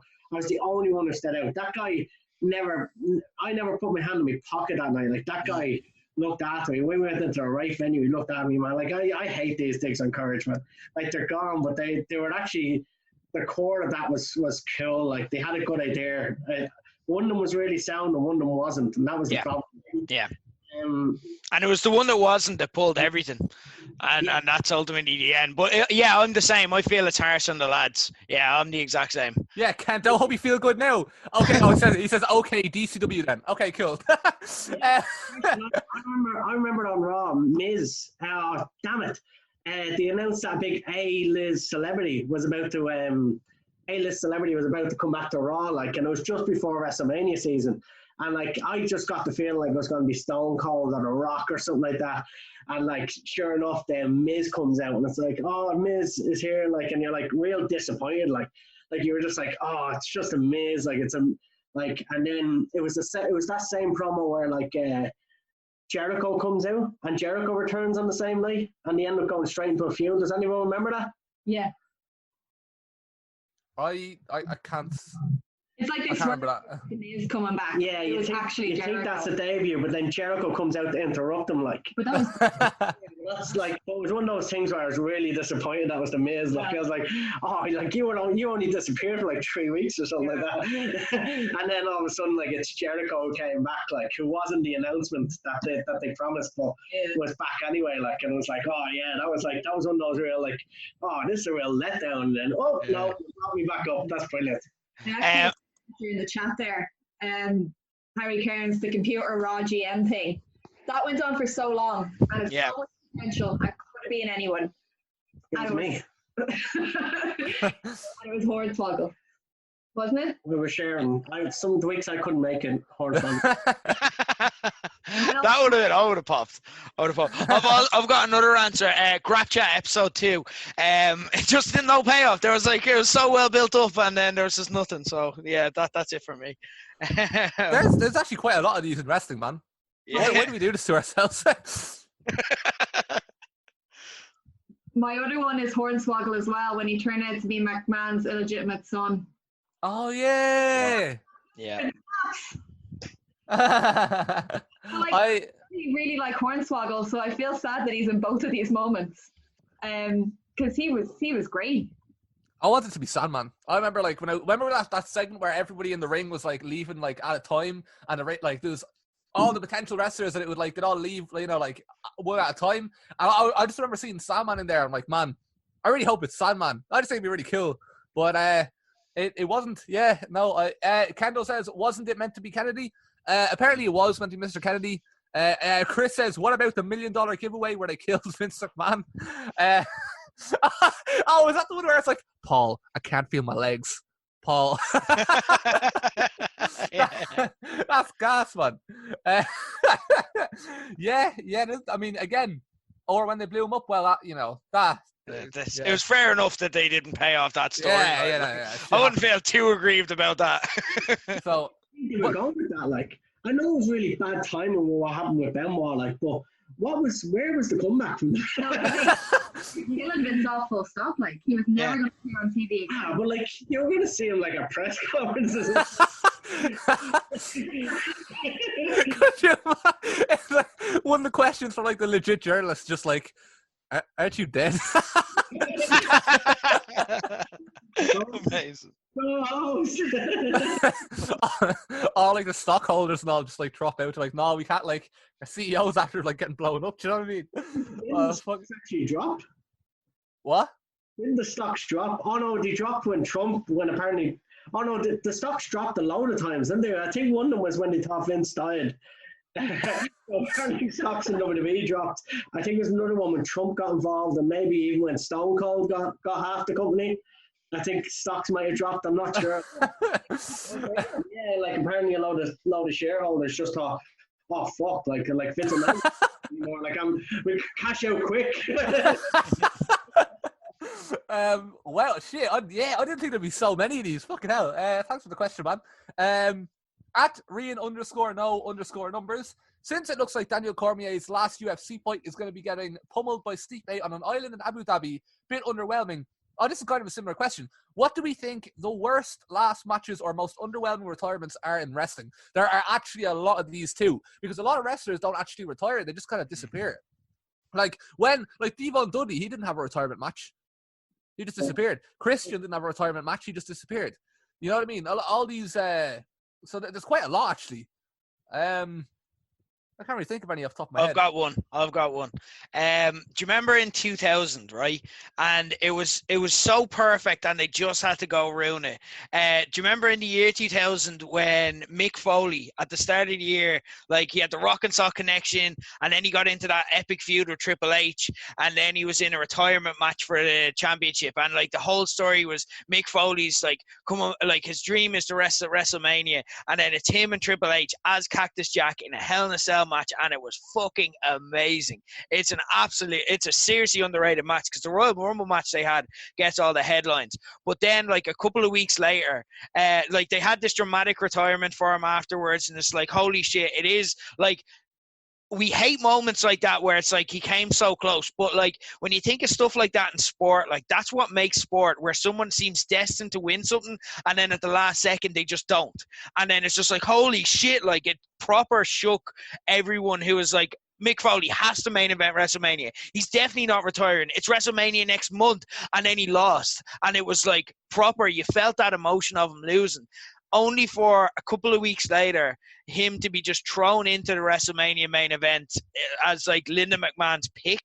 And then the like, okay, I understand that was part of the storyline and whatever, and it was like, this is his actual retirement match. Whether he wins or loses, he's retiring in this because he's achieved everything. He's getting his WrestleMania main event. I can get behind that story, but the problem with it was that it showed in the thing. That was when he had the match where he went for the elbow from the second rope and couldn't make it as far as the table, and then knocked himself out like on the announce table trying to do the elbow. And it's like one of these things where it's at the highest stage, it's been built up, we've already had that emotional moment with Mick Foley where we've said goodbye, and yeah, it's like we said goodbye and then walked in the same direction. Do you know what I mean? You're like, oh, you're still here. Okay, right.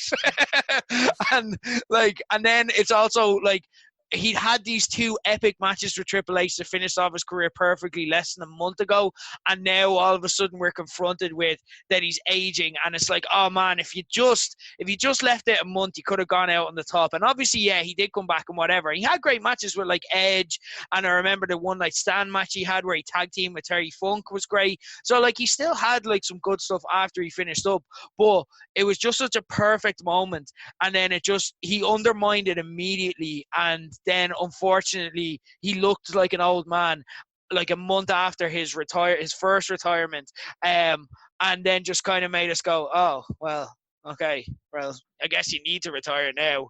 And that's just not where we were emotionally with him up until that moment, you know. So it kind of it hurt him a lot. Yeah, it's a good one in the comments there about AJ Lee. Yes. What was her last match? Can't remember, so couldn't be that significant. I think she might have lost the Paige. Did she wrestle after Paige? Oh, was that her last match? I'm not sure. No, it wasn't. The Raw one wasn't. They feuded for like a year after that. But yeah, like it was a random pay-per-view. Like, yeah, it wasn't made a big deal of because she burned their bridges by being with Punk. Like, I don't like that Michaels comment. Like, Michaels ruining his in Saudi. Like man, like if someone's gonna throw you $1 million to do one more match, like don't hate Michaels for taking $1 million. Like $1 million is still $1 million. Like if you want to remember that as his last match, that's cool. Like, but I'll still always remember the Undertaker match. Like, well, I mean, it was technically his last match though, and it wasn't very good. So I kind of understand where Kento's coming from. Yeah, I understand it's fact, but man, like I'll always say Michaels retired to the Undertaker. Like I'll never count like his actual. Oh, he retired. Michael retired in a tag team match in Saudi Arabia. Like, and to back up your point, in the tag match in Saudi Arabia, he was bald, right? Was Shawn Michaels ever bald? No. So technically, that match happened, but Shawn Michaels was not in it. I like Harry's comment there. I'm pretty sure Hulk Hogan's last match was at a TNA house show in the UK. If that's true, that is gas. I never knew that. Flair as well. Like if we're taking into, it's mad how conditioned we are wrestling fans to like just see the perfect retirement as the actual retirement, and then when they broke the retirement and had extra matches, we just conveniently will compartmentalize that and put it to our brain where we pretend it doesn't exist. We're like, they're just extra matches. Don't worry about them. They're just free add-ons. They're bonus material. DLC. That's the 7th chicken nugget in your box. You know what I mean? Like, TNA for a paycheck, man. He had alimony to pay. Like that wasn't real wrestling. That was just a paycheck. But like, that was the end of his real career, you know? Yeah, we can separate it. Like, it's weird. It's a fucked up industry that's made us conditioned that way. It's mad. Like Terry Funk, you can pick 20 great Terry Funk retirement matches. You can choose your own adventure with Terry Funk, where you're just like, I'm going to pick the 1998 retirement is where Terry Funk retired for me. I just looked it up there. AJ Lee retired in a tag match teaming with Paige against the Bellas at WrestleMania. I think she might have been in like a 8-woman tag the next night, and then that was it. Oh, that's not good. Not necessarily a bad thing though. Like, I love Brie Bella. I love her retirement match, the 8-woman tag at WrestleMania, because like she probably went out on the biggest show she'd ever been on. So is that with Eva Marie? Yes, I think Eva Marie was in that. Well, like again, you're talking to scale. Then, like you can like Brie Bella, but also she didn't mean what AJ Lee meant to kind of women's wrestling. Like AJ Lee started what we now have as women's wrestling. She started them on the road to, and I'm not saying if Brie or Nikki didn't contribute along that. That's not the argument I'm making. I don't hate the Bellas. Contributed more than AJ Lee. Yeah, I would strongly argue that. I think it would be a very, very close run race there now, and there wouldn't be much between them. Like, people can like talk about, AJ came in as like this short, she worked hard, she grafted, like she was CM Punk's better half, like, and she did a lot of cool things with Cena and stuff, like, and Daniel Bryan, but like, yeah, like you think about Brie Bella and Stephanie at SummerSlam, like that was a great match. I was like, Brie's biggest match was SummerSlam, like against Stephanie. By far, like she was the over thing on the roster going into that. Like, I think she was the big draw there. Like, but they came in as just glorified valets, and then they ended up making big, genuine careers. And like, even if you think about the stuff they did on NXT with Derek Bateman and Daniel Bryan, and then they had their big storylines and they held their own. They had singles careers. I would actually argue that they've had a bigger impact. They both had a big arc. Like it's like this Ronaldo, Messi. You know, don't knock either of them. They both did well. I genuinely don't see Brie Bella versus AJ Lee as the Ronaldo versus Messi of wrestling, but I hear what you're saying. I get the general point. €10, holy shit. Controversial. I thought you only dealt with coins, to be honest, but there you go. Oh, I'm sorry.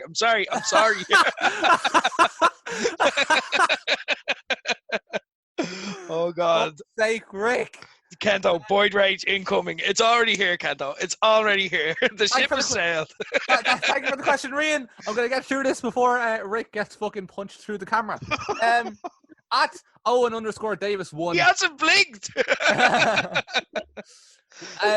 Owen actually comes in with, like, I fucking love this question.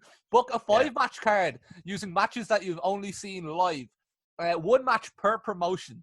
So, well, I've got my card ready, but do any of you have a card ready to go with this? Yeah. I don't have a card. I can logic it out. I think we should also add you can only use, like, it's a proper card, so you can't use like 5 Jordan Devlin matches. Do you know what I mean? Yeah, I did that. Yeah, I did that as well. So Devlin against Walter for me. I prefer that to Devlin Star. Which one? The Paddy Stay one in the stadium, yeah. And then Okada against Naito at Wrestle Kingdom 14. If there's a Fight Factory match, Gresh versus May. I'm literally just copying his list, like, and just going like by the things he said out. Other matches that I've seen live, I've seen loads, but like I can't think right now. They'd be my three anyway. That's what I can think of. I would add a progress show I went to where I seen Will Ospreay versus Mighty Skrull. That was unbelievable. Oh. That's like peak progress. That's what it was like. Fucking like it was like Osprey Skrull, Zack Sabre Jr. and all. Unreal. Yeah, it's like that was whopper. I really like Zack Sabre Jr. and Jordan from this stadium. OTT. Kind of one people don't talk about a lot, but I really, really love that match. I'm trying to think of other promotions that I've been to see that I enjoyed. Oh, this is a really obscure one. NWA Hammerlock. Johnny Moss versus John Ryan in a submissions match. Brilliant. Yes, Never, you'll don't even look it up. You'll never find it. But like that was the first time I'd seen like proper wrestling live. And I went to the show because Phil was on it wrestling, and I was like just in awe for the entire match. It was so good. Another obscure one, a Pro Wrestling Eve show I saw that had like Sami Zayn. Current OTT Women's Champion, by the way. Samuels and Sky Smithson in a four-way, and they just went absolutely balls to the wall. Brilliant match. I'm trying to think of tag matches as well that I've seen live. I've already picked an OTT. Fight Factory, Let's Go, Club Rock Shandy and Fabio versus More Than Hype. That's 5 matches for me. Eve, Progress, Fight Factory, OTT, Hammerlock. Yeah, that's my 5. The grapple games match for us was probably our best one. It was very, very good. Okay. So 2 matches live when I was over that way.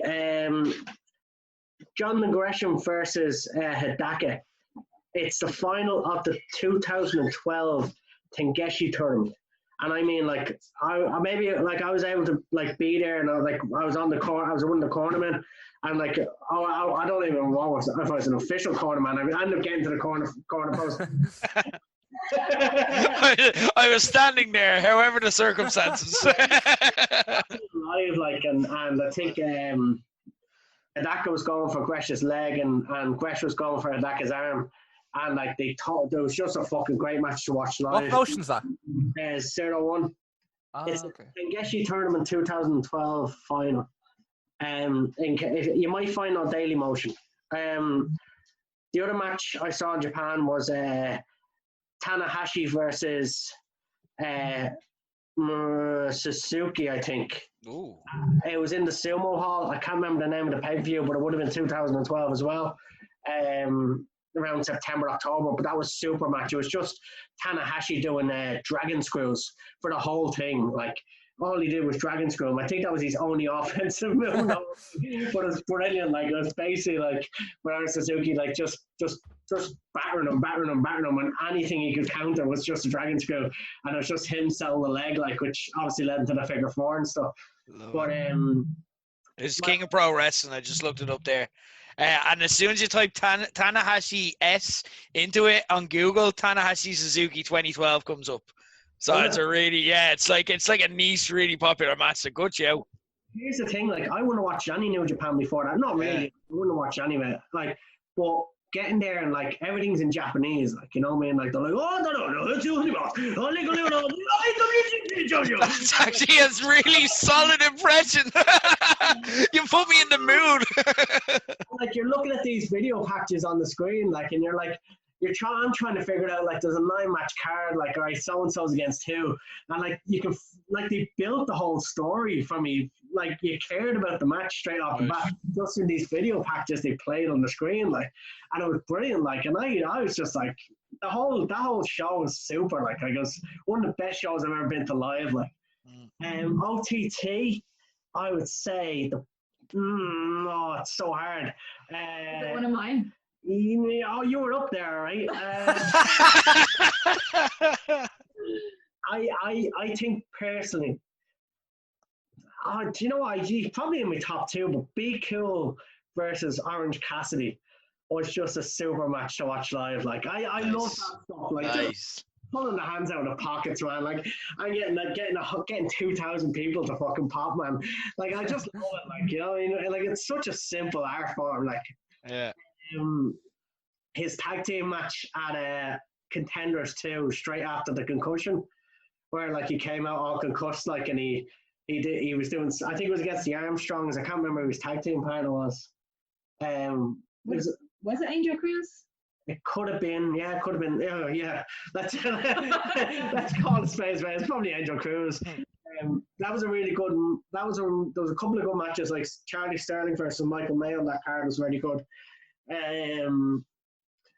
How many matches have I named there? Who else was a good promotion?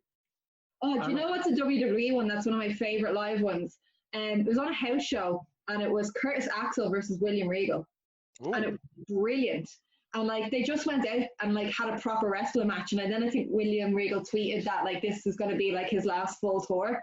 And I think I read that then he handpicked Curtis Axel to wrestle on it, and they just went out and had this like a really fun wrestling match. But it was the kind of match where nobody gave a shit about it at the start, but then by the time it built to the finish, like everyone was super into it. Love it. Katie's debut in Progress. I went over her, so I'm in the crowd, like, and Will Ospreay comes to the ring, and then this lad with no shoes on, called Bro. They kept saying Bro. Like, I actually thought it was just a surfer gimmick. I thought he was a trainee. Jack trainee. Trainee, they're sitting out doing this stupid surfer gimmick. Bro. And then the start of the match is Ospreay comes out, does his hands in the air, feet wide, and Matt Riddle runs up and like boom, knees him straight in the head and goes complete offense on him. I'm like, what the fuck? This I love it. shit out of Ospreay. I didn't realize that was the first time I ever watched Matt Riddle. Nice. I was like, this guy is awesome, man. Like, I'm gonna keep an eye out for this one. Love it. Yeah, so where are we now? My 5, I have them written down so I don't forget. OTT, as tempting as it was to choose Katie Harvey versus Sami Zayn, I restrained myself. I will be the mature I'll be the mature one here. And I will I'm gonna go with Jordan Devlin versus Walter, the first one, to open the evening, yeah? Because it gets the crowd hot, everyone's buzzing, and like obviously the ending was really sad and really shocking, but you know, I don't want the fans to go home unhappy, you know what I mean? I want the fans to go home happy on this one. So we're gonna open the show with that, yeah? But obviously the fans are like fucking electric after the first one. So they're like they're you know what I mean? They're you know to wear them out, you know what I mean? So like we'll have a nice like fun kind of hardcore match, a weapons match that comes from Irish Whip Wrestling. The first show that I went to. Dave Mastiff versus Balls Mahoney. So obscure. We were meant to have Daniel Bryan on that show, apparently. Jesus. And Daniel Bryan did not make the show, and Balls Mahoney did. And you know what? If you asked 9-year-old me who I would rather have at that show, some American dragon with a stupid dragon mask or Balls fucking Mahoney, you know which one I'm going to pick. I love this match. That was deadly. Nice. Yeah, so that's the second match. Third match comes from Phoenix. The Limerick show, it was Therapy, which is Billy Bedlam, Raven Creed, and William, against Seshma Martina, Fabulous Nikki, and Session Puppet. That was fucking gas. One of my favorite matches I commentated. And from one of my favorite matches I commentated to another one, this was already chosen by Katie, but More Than Hype versus Fabio and Club Rock Shandy. That's the fourth match of the evening. One of my favorite matches I've ever seen live, to be honest. Like, if you're picking a Fight Factory match, for me, that's the one I'm going to pick. Yeah. And the fifth one comes from a WWE event that I attended in 2009. You see, I don't remember any of the card from this, so I had to cage match it. Is this your main event? Yes, the DX Invasion Tour of 2009, and what absolute banger of a match did I get to watch live? Oh, none other than Melina versus Alicia Fox for the title. So, remember when I said send the fans home happy? I fucking meant it, man. Melina is fucking, yes, Kento says the greatest match ever. Cameron's favorite match. Exactly. Yeah, tough enough reference. This is long-term booking. So, yeah, and I mean, to be fair to the two of them, they're not bad wrestlers either, so it actually would be a good match, like. But would it live up to the hype? I believe it can. I believe it can surpass the hype. So I'm going to go with Melina versus Alicia Fox as the main event, and with a serious undercard underneath it. That was actually you're really setting them up to fail. Setting them up to surpass expectations. You mean? Jordan Devlin Walters, the opener, Owen, that was actually one of my favorite questions. I got to go back and look at all the shows I went to. I ignored Progress, ICW, and RevPro because apparently I've been to one of each. I ignored all that because I don't know. I even looked at AWR as well, but nothing could squeeze onto that already perfect card. Thanks for the question, Owen. Our next one comes from Declan, and I have a lot to say about this. At Stay Safe Rovers, are we all just getting old, or is FIFA 20 really just that bad? If FIFA asked you what you would do to make the game better, what would you recommend? I would add the Irish women's football team into the game. Of course, Leanne Kieran, Ultimate Team. That's something I would go for. I would add the English Women's League to the game. I would also have the Irish First Division in it. That is actually something I really want as well. And have penalties and free kicks easier to take. I hated them at the start, but I kind of got used to them over time, so I don't really mind that. But yeah, very interesting question. So I have a lot to say. First person, obviously, to ask me this is Katie. Katie, what, like, when you look at FIFA 20 and you look at FIFA 2021 coming out, presumably at the end of September, as it always does, what features do you think they need to add or take away? How would you tweak the game personally? I would like them to add some sort of child mode that I could secretly put on before Phil starts playing, so that we did not get the abuse, the screaming, the tantrum, and all the other things that go along with a FIFA session at the moment. And I would like them to disable whatever mode lets you play online with other people, because that seems to be the root of the anger. Good L seasons. Like, he tried to talk me through it the other day about like opening packs and finding players and how unfair it was. People were paying for players and he was trying to find them honestly, and like it's a lot. I'm the same. No, I'm the same as Phil on that one. I'm sick of coming up against teams with fucking team of the season, fucking Pele, even though that's not a real card, but team of the season, fucking Maradona and Pele, because they fucking invested real life money into it, whereas I'm here grinding like the champ that I am. I don't know. Phil, well, first of all, who's in your Ultimate Team? I'm really curious. You play Ultimate Team? Yeah. In fairness, I've put a lot of work into this season. I've stopped playing. I haven't played in like 3 weeks. I got into the Champions weekend, and I ended up getting. I only played 3 games, and I was just so sick of like walking into 99 teams. I was just like, look, I'm done. Like I spent the 3 weeks before that barely getting 11 wins out of the 30 games. And it just seemed to be getting harder and harder. Like, you couldn't even get a pass off and they'd be in and intercepting it. My team, I think, so it was mainly a Premier League team. I had De Gea in goal. Defensively, I got Van Dijk late on. That was expensive. That was like 350 grand. I had Laporta beside him. I had Robertson, and out on the other side, I had Cancelo in defensive midfield. I switched between Fernandinho and Oxlade-Chamberlain. My 2 midfielders would have been Kevin De Bruyne and I'm trying to think who else was there. Kevin De Bruyne. It was Silva for a long time, but I got rid of him. Fred. I got a fancy Fred card. Nice. Fred's really good at FIFA. Yeah, up front I had Aguero, but then right at the end they brought in, you could do the weekly things, and you got Raul Jimenez up front, and Aldo Perez on the right wing, so they kind of came into the team late, and then on the left I saved up and got a Mark Overmars icon, nice. And that was my whole team. The thing with FIFA though, right? Is all right. I've stopped playing it. I'll start again next year.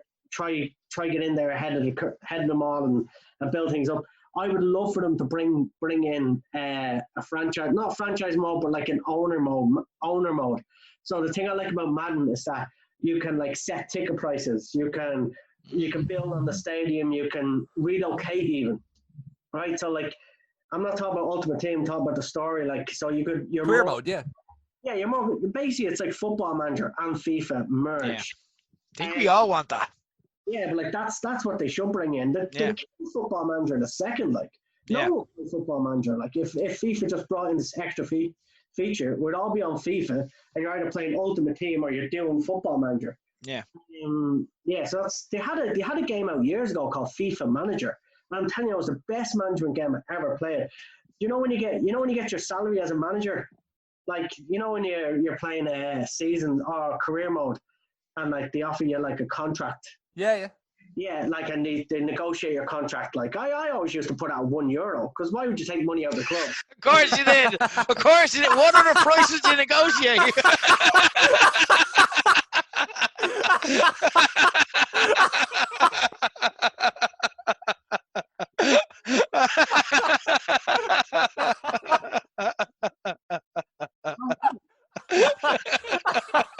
That's something I shouldn't have said.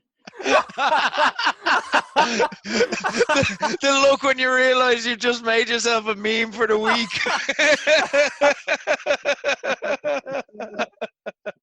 The chat's on fire. Oh, now I get it. Oh my god. Oh my god, we just had the quintessential Phil moment followed by the quintessential Katie moment. Oh my god.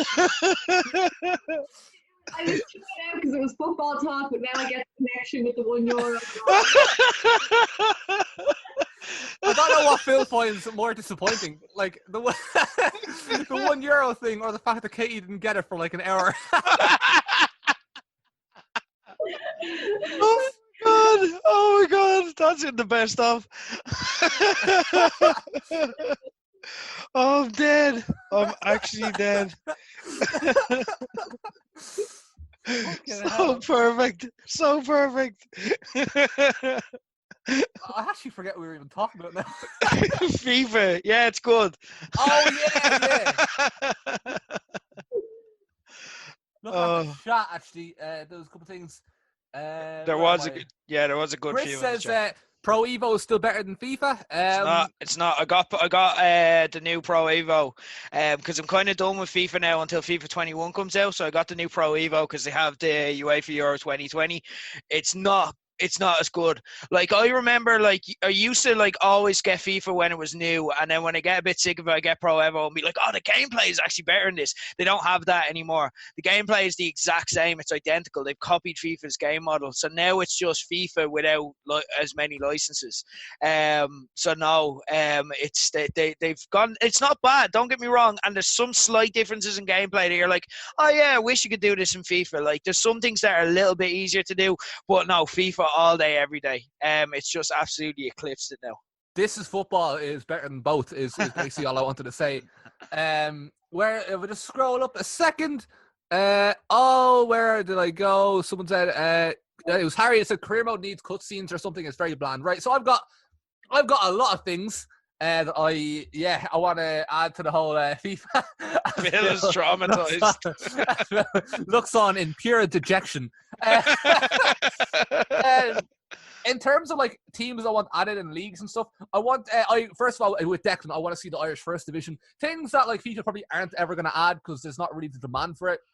For career mode, I'd love the Irish First Division. I'd love the Nordy League. I'd love Cliftonville versus Linfield. I think that'd be a laugh. Scottish lower leagues, so that if I do a career mode with like Hibs or something like that like I can avoid relegation and stuff like that. I'd love to see loads of international teams added, kind of like how because I used to love the World Cup games back in the day, like 06 and 2010 World Cup. I was all over it. Harry says FIFA 98. yeah, I've heard FIFA 98 is one that I never played it myself, but it's one of the most positively you know what I mean in terms of like feedback and credit that I get. It's up there with like fan reception. Harry says the GAA game on PlayStation 2 beats every FIFA and Pro Evo. I fully agree. But just to get back into the FIFA, in terms of gameplay, I want diving. I think that'd be really funny. Kind of like how you could in Football 04, where if you time it to perfection, they get like an extra booking or whatever. And if you fuck it up, you get booked. I think that'd be amazing. They've added no rules. I'd love, this is very, very far-fetched, this one, right? But they, they added no rules. I'd love to see like full on like prison rules where you can like punch people and stuff. I think that'd be gas. They won't do that. They won't do that for like obviously like age rating reasons and stuff. But it'd be very funny. different environments and shit like that. Maybe like again, just stealing from This Is Football. They have what's it? Jumpers for goalposts. Yeah, jumpers for goalposts. You know, playing in schools, the jungle, in you know, a castle. You know, all this cool shit. Why not? Be a bit of a laugh. I'd like to see them. I hate when people like celebrate and watch replays and stuff like that. But the replays in FIFA now are dog shit. There's no like in pro clubs we'll score a fucking banging goal, right? Where the setup is the highlight. You know what I mean? Like we're passing, we're doing all this cool shit. But the replay is literally just the ball going into the net. So I'd like if they fix that. Volta is something I haven't touched off besides the first day when they made me play it. But if you could play it with friends, I think it'd be kind of funny. Like FIFA Street with friends would be a laugh. I'd love to do that. So like there's a lot here. I'm sorry. Ultimate Team. I want them to bring back trades. I want them to bring back like I don't care if they're trying to get stamp out coin selling. I want to trade with friends. Like if my friend wants to give me Roy Keane for 150 coins, I should be allowed to, or like a bronze player, we should be allowed to trade player for player like we used to. That was a great feature. And the thing is, they want to stamp out coin selling so that, you know, people buy packs and pour all their fucking money into the you know, the DLC or whatever. But it's like people still bought packs because they're addictive, regardless of you know how many fucking you know how many coins you could buy. Even though buying coins is more practical, people still bought packs. So it's not like it's something they need to worry about, in my opinion. I'd love to see them bring in pink slips, where you have a game mode where I put on the line my team of the season, Owen Doyle, and they put on the line, you know, team of the season, 86 rated someone, and we play a game, and whoever loses it, you know, they lose their player, and that player goes to the winner. I think that'd be fucking amazing. It'd be a great way of fast tracking your road to success, but also in equal measure, you know, setting you back just as much. I think it'd be a fucking. I think that'd be a laugh. I'd love if they brought back cups. I'd love because I remember the Paddy's Day Cup back in the day.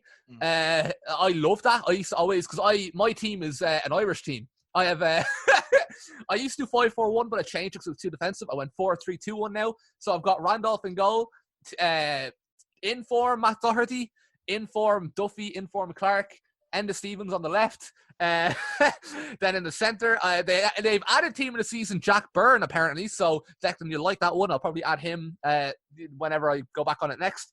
Icon Roy Keane, and who else I have there? I can't remember. McCarthy. And I've got informed Graham Burke, left forward.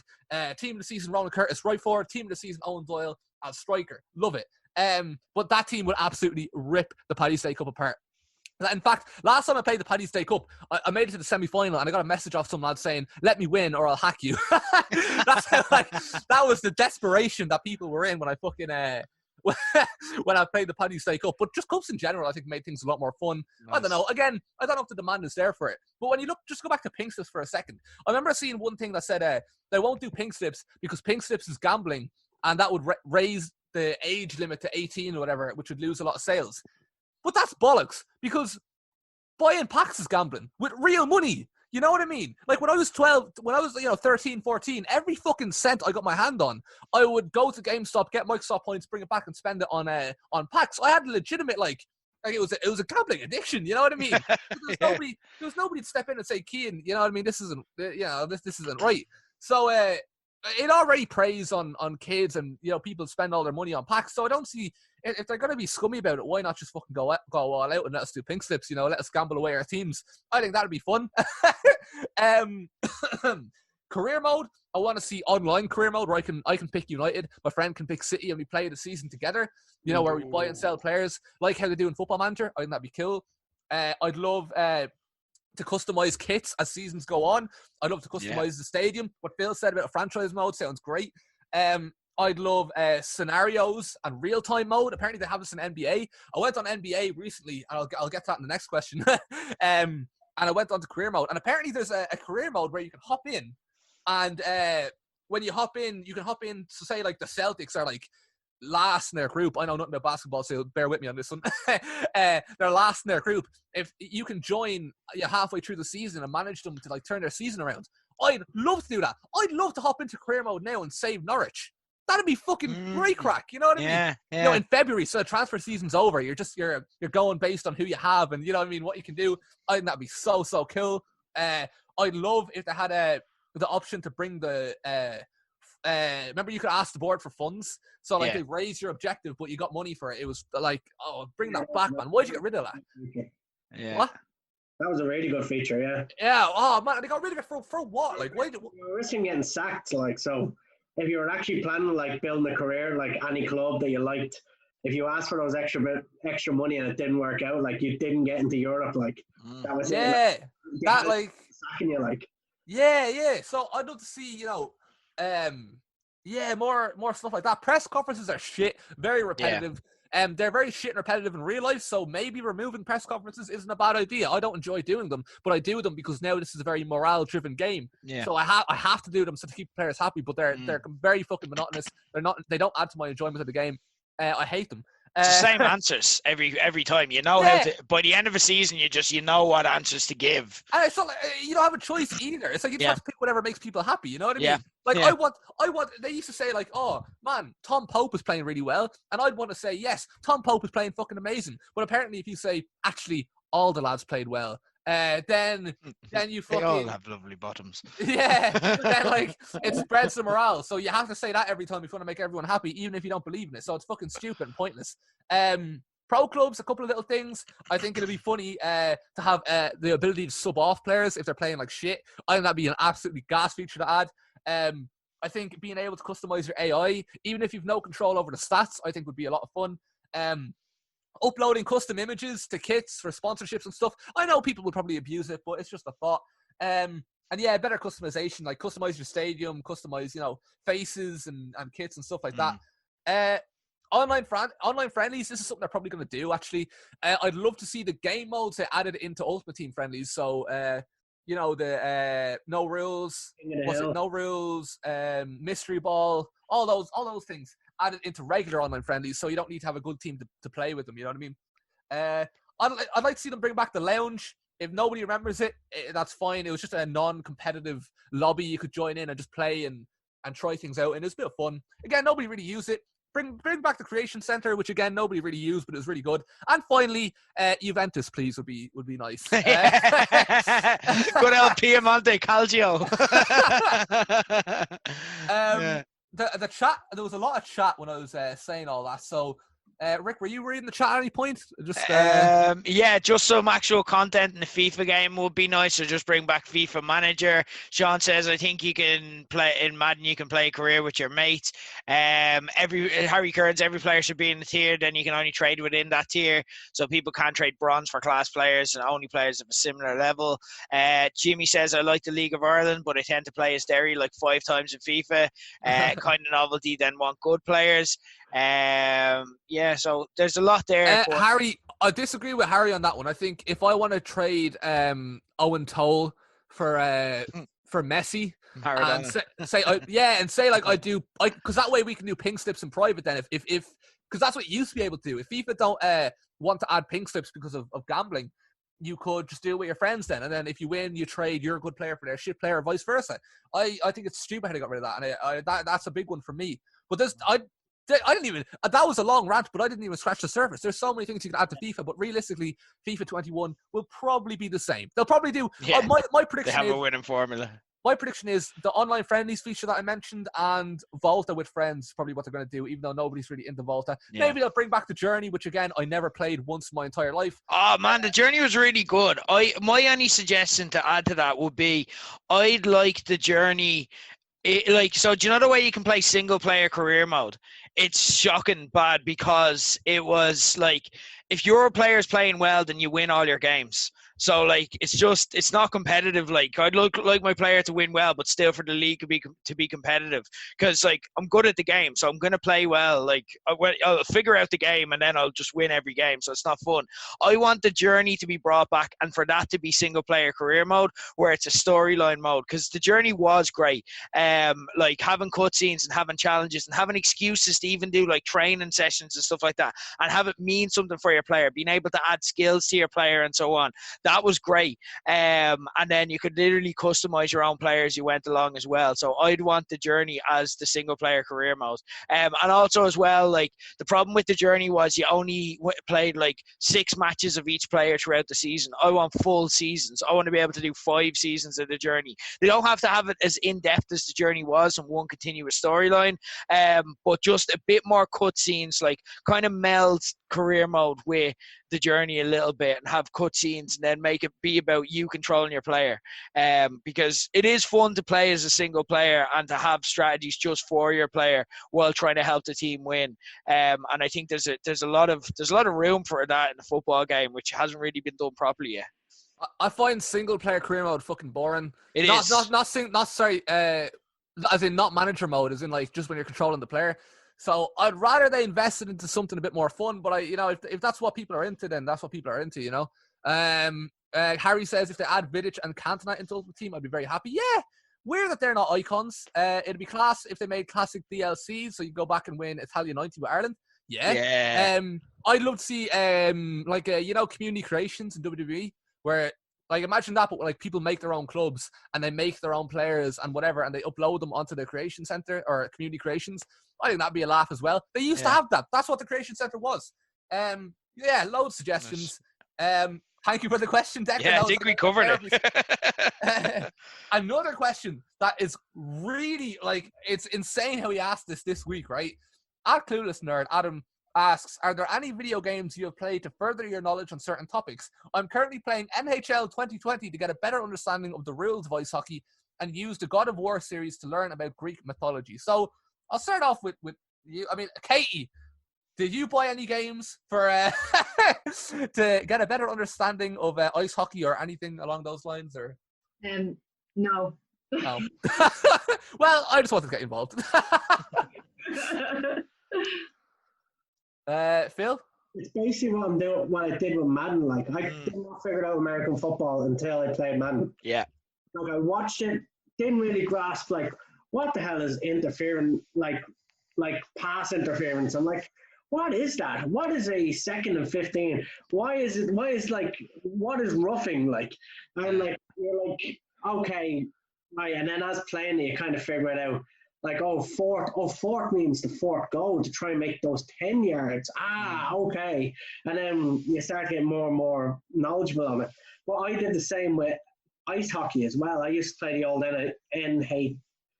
I don't know if it was NHL or it might have been just ice hockey, but for the Sega Mega Drive. And I think it came on it came as a 2-game cassette.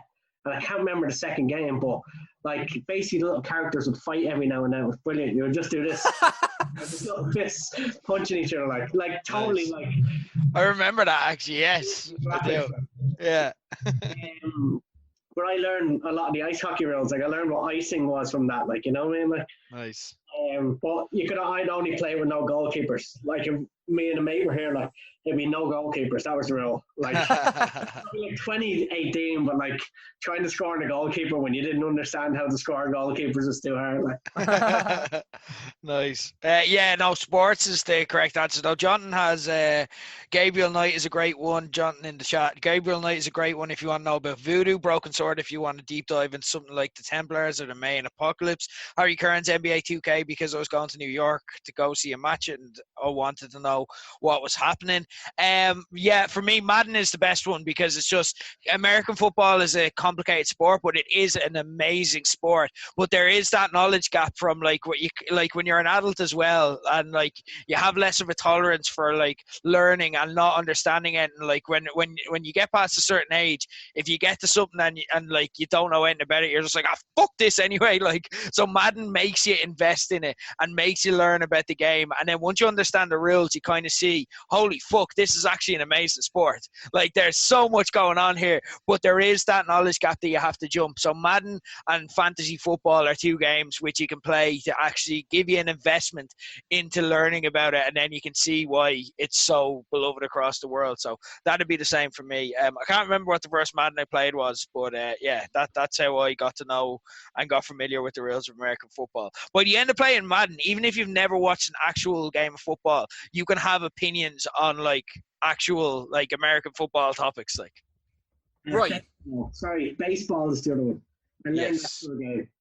I couldn't understand why, if they didn't swing, it was fine, and like there wouldn't be a strike, and if they didn't swing, it would be a strike. I was looking this on the telly. I couldn't figure it out. Like, I was like, right, so he didn't swing there, but it's a strike, and he didn't swing there, but it's no strike. And it's like I didn't realize until like, if the ball wasn't in the zone, like if the pitch wasn't in the zone, that's a ball. Like, but if you swing at a ball, it's a strike. Like, I didn't realize about the I don't know, I'm not using the right terminology, but the out zones. Like, so if the ball goes too far to the left or too far to the right, like it's gone. Like, it doesn't count. But if it goes over the wall in between those two other things, it's a home run. Like, and just little things like that help me understand baseball as well. Like, Is MLB fun? Like baseball games? Like, are they? Because I can't. It's like golf games. I can't imagine them being fun. they're not fun at all. Like, I'm just saying, I learned the rules of baseball from playing the games. But like once I learned the rules, I didn't stay playing the game for the enjoyment. All right, I'm educated. I'm out. Right. I find it fascinating that he asked this week, because this week I decided to, so like back when Madden 17 was the newest Madden, I bought it for a tenner on like the PlayStation sales thing. Again, it was summer, so it was when the games are a bit dead, they go mad cheap. So I bought Madden. Only this week did I decide to play it for the first time to try and educate myself about American football, because I would love, the more sports, the more interests you have, the more fun life is. So I'm like, yeah, let's do a bit of NFL, yeah? I rage quit the tutorial. I literally in the tutorial went, fuck this, I hate it. Why the fuck can't I throw it to this man? That man's running. Why the fuck is he? It was just like they overcomplicated it. And the thing is, there's two things here, like, because there's the game, my lack of knowledge on the game, but also my lack of knowledge on the actual sport itself, which adds to it. So I got very stressed, very frustrated. I didn't delete it yet, so maybe we'll go back to it. We'll wait and see, but certainly not a priority anymore. NBA, I got mad cheap. It's actually a lot of fun. And NBA is a lot of fun to play, because again, basketball, I don't think there's really that much to know. You just throw the ball in the net. You know what I mean? It's pretty. I know there are rules to it, but like for the most part, I don't really understand timeouts and shit. But like when I'm playing NBA with friends who also know nothing about NBA, it's a lot of fun. And I tried playing career mode and got a bit overwhelmed, so I'll probably just stick to like online, even if I get battered online. It is fun. So I'll be NBA and NHL, just like yourself, Adam. NHL, I actually got NHL 20 for Christmas, and I was going to stream it and stuff, but I'm not able to stream right now, so I still haven't played it yet. But that is still a plan of mine. Like I want to get into ice hockey. That's in my opinion, that looks like the coolest of like the American sport. It's like Canadian hurling, you know what I mean? Like with scraps and everything. What it is though, compared to like fucking like American football doesn't appeal to me as much as like hockey or basketball would. You know what I mean? No, I just don't think comparing hockey to hurling is fair, just with the amount of padding they wear and like how safe the fights are. Even hurling is badass. But that's what I mean. It's like it's the Canadian version. Yeah, like it's the polite, nice version. Yeah. Oh, we wouldn't want you to get hurt, eh? Yeah. Exactly. Oh god, hilarious. I'm just reading the chat here. No comeback for Keane in Lowe's Bowl. I think his big win is still one of my favorite sport moments ever. Oh yeah, Kitty. I forgot about that. Yeah. I did American fantasy football where I didn't know any of the players, so I just picked at random. And you picked people that were called Hogan because Hulk Hogan's a wrestler. Yeah, I was like Austin and like Jackson, and there was certain like. He only picked wrestlers' names, and he was terrible. Yeah. But I ended up like snapping someone's winning streak in half and like fucking beating someone else. It's great. I got 2 wins. Someone was unbeaten and was the most cocky on Twitter about it. That's 1889, and he knew he was being a dick, but like he was just lording it over everyone. He's like, Corporate Keane this week, and Keane just went out, and for whatever reason, his team of Misfits just had the perfect week and absolutely destroyed Daz's team.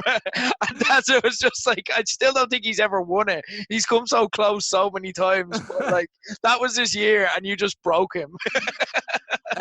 I don't know who that is in the chat, but Hawaii mate 20 Pro. You need to change your name so we know who you are. Keane's a multi-sport athlete, to be fair. Multiple runs as OTT Women's Champion and the Ronnie O'Sullivan of Low Blows pool. Thank you, Huawei, I believe the phone Huawei. is. True. Thanks for the question, Adam. That was an interesting one as well. A lot of great questions this week, by the way.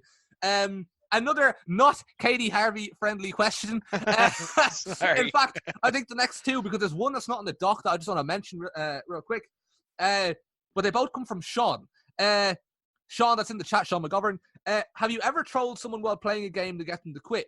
I've been doing it loads on FIFA seasons. After every goal, I watch all the replays and celebrate by running straight into the camera. Sean, nothing personal, but you're a wanker and I fucking hate you. I can't fucking stand when people do that. Yeah. And the thing is, it's not even one of these things where I can't stand when other people do it, but I do it. I don't do it. I get bored when I do it. So imagine how bored I am when other people are watching the replays, which, again, as I said earlier, aren't fun to watch and celebrate. Like, I'm not here to watch your player dance, you know what I mean? I'm here to play FIFA. So even on pro clubs, it's a bit different because it's funny because, you know, you're all celebrating together and you're in a party talking shit, whatever. That's a bit different. But in single player modes where it's just, or online where it's, you know, 1v1, no, man, stop. Stop doing that. Press L1, L2, R1, R2, yeah. B sound. Yeah. Just hold down every button. Just skip it. Just fucking skip it. Phil, are you somebody who celebrates and gives, like, in full wrestler? You strike me as somebody who celebrates as well. You go around shushing. You dab on people. You run down to the center and you start dabbing and fucking shushing. I know you do. I can see it on your face right now. You know what, lads? If you have a few minutes, I could put FIFA on the screen here. I'll put my PlayStation on. I'll go into my messages that people have sent me. We'll close the show with those messages. That'll be son of a bitch. Watching your goals for you loser. Like I don't even reply to them. Like, but I just love seeing it. Like after they rage quit, like they spend like. Sending me messages saying like, what are you watching your goals for? You loser, you think you're great. I've no better players than you. And I'm just like, you're so angry. Amazing. I've had people do it mid-match. They're even better. Like, the last one I got was mid-match. So like I'm 3-0 up at this stage, right? And he's like messaging me mid-match. It's popping up like, I'm still just playing away, and I go 4-0 up, and I get another message, and I make the whole. And once I know I've wound them up, I make it even full on. Like I don't just let the replay play. Do you know that few seconds afterwards where I go to the player? Really long time for them to tip off again because I let the whole thing play out. Oh, second on. Once I know I've wound them up, and I wouldn't even intentionally wind them up. Like I might have just like. Have scored and like I don't know had a drink, went over to get a drink or something and like that guy would be furious then. I wouldn't even know. I might have rented a camera like to give it the fists up with the four lads like accidentally like. My favorite one though when it happens is when the other guy goes 1-0 up and they do it all. Right. And yes.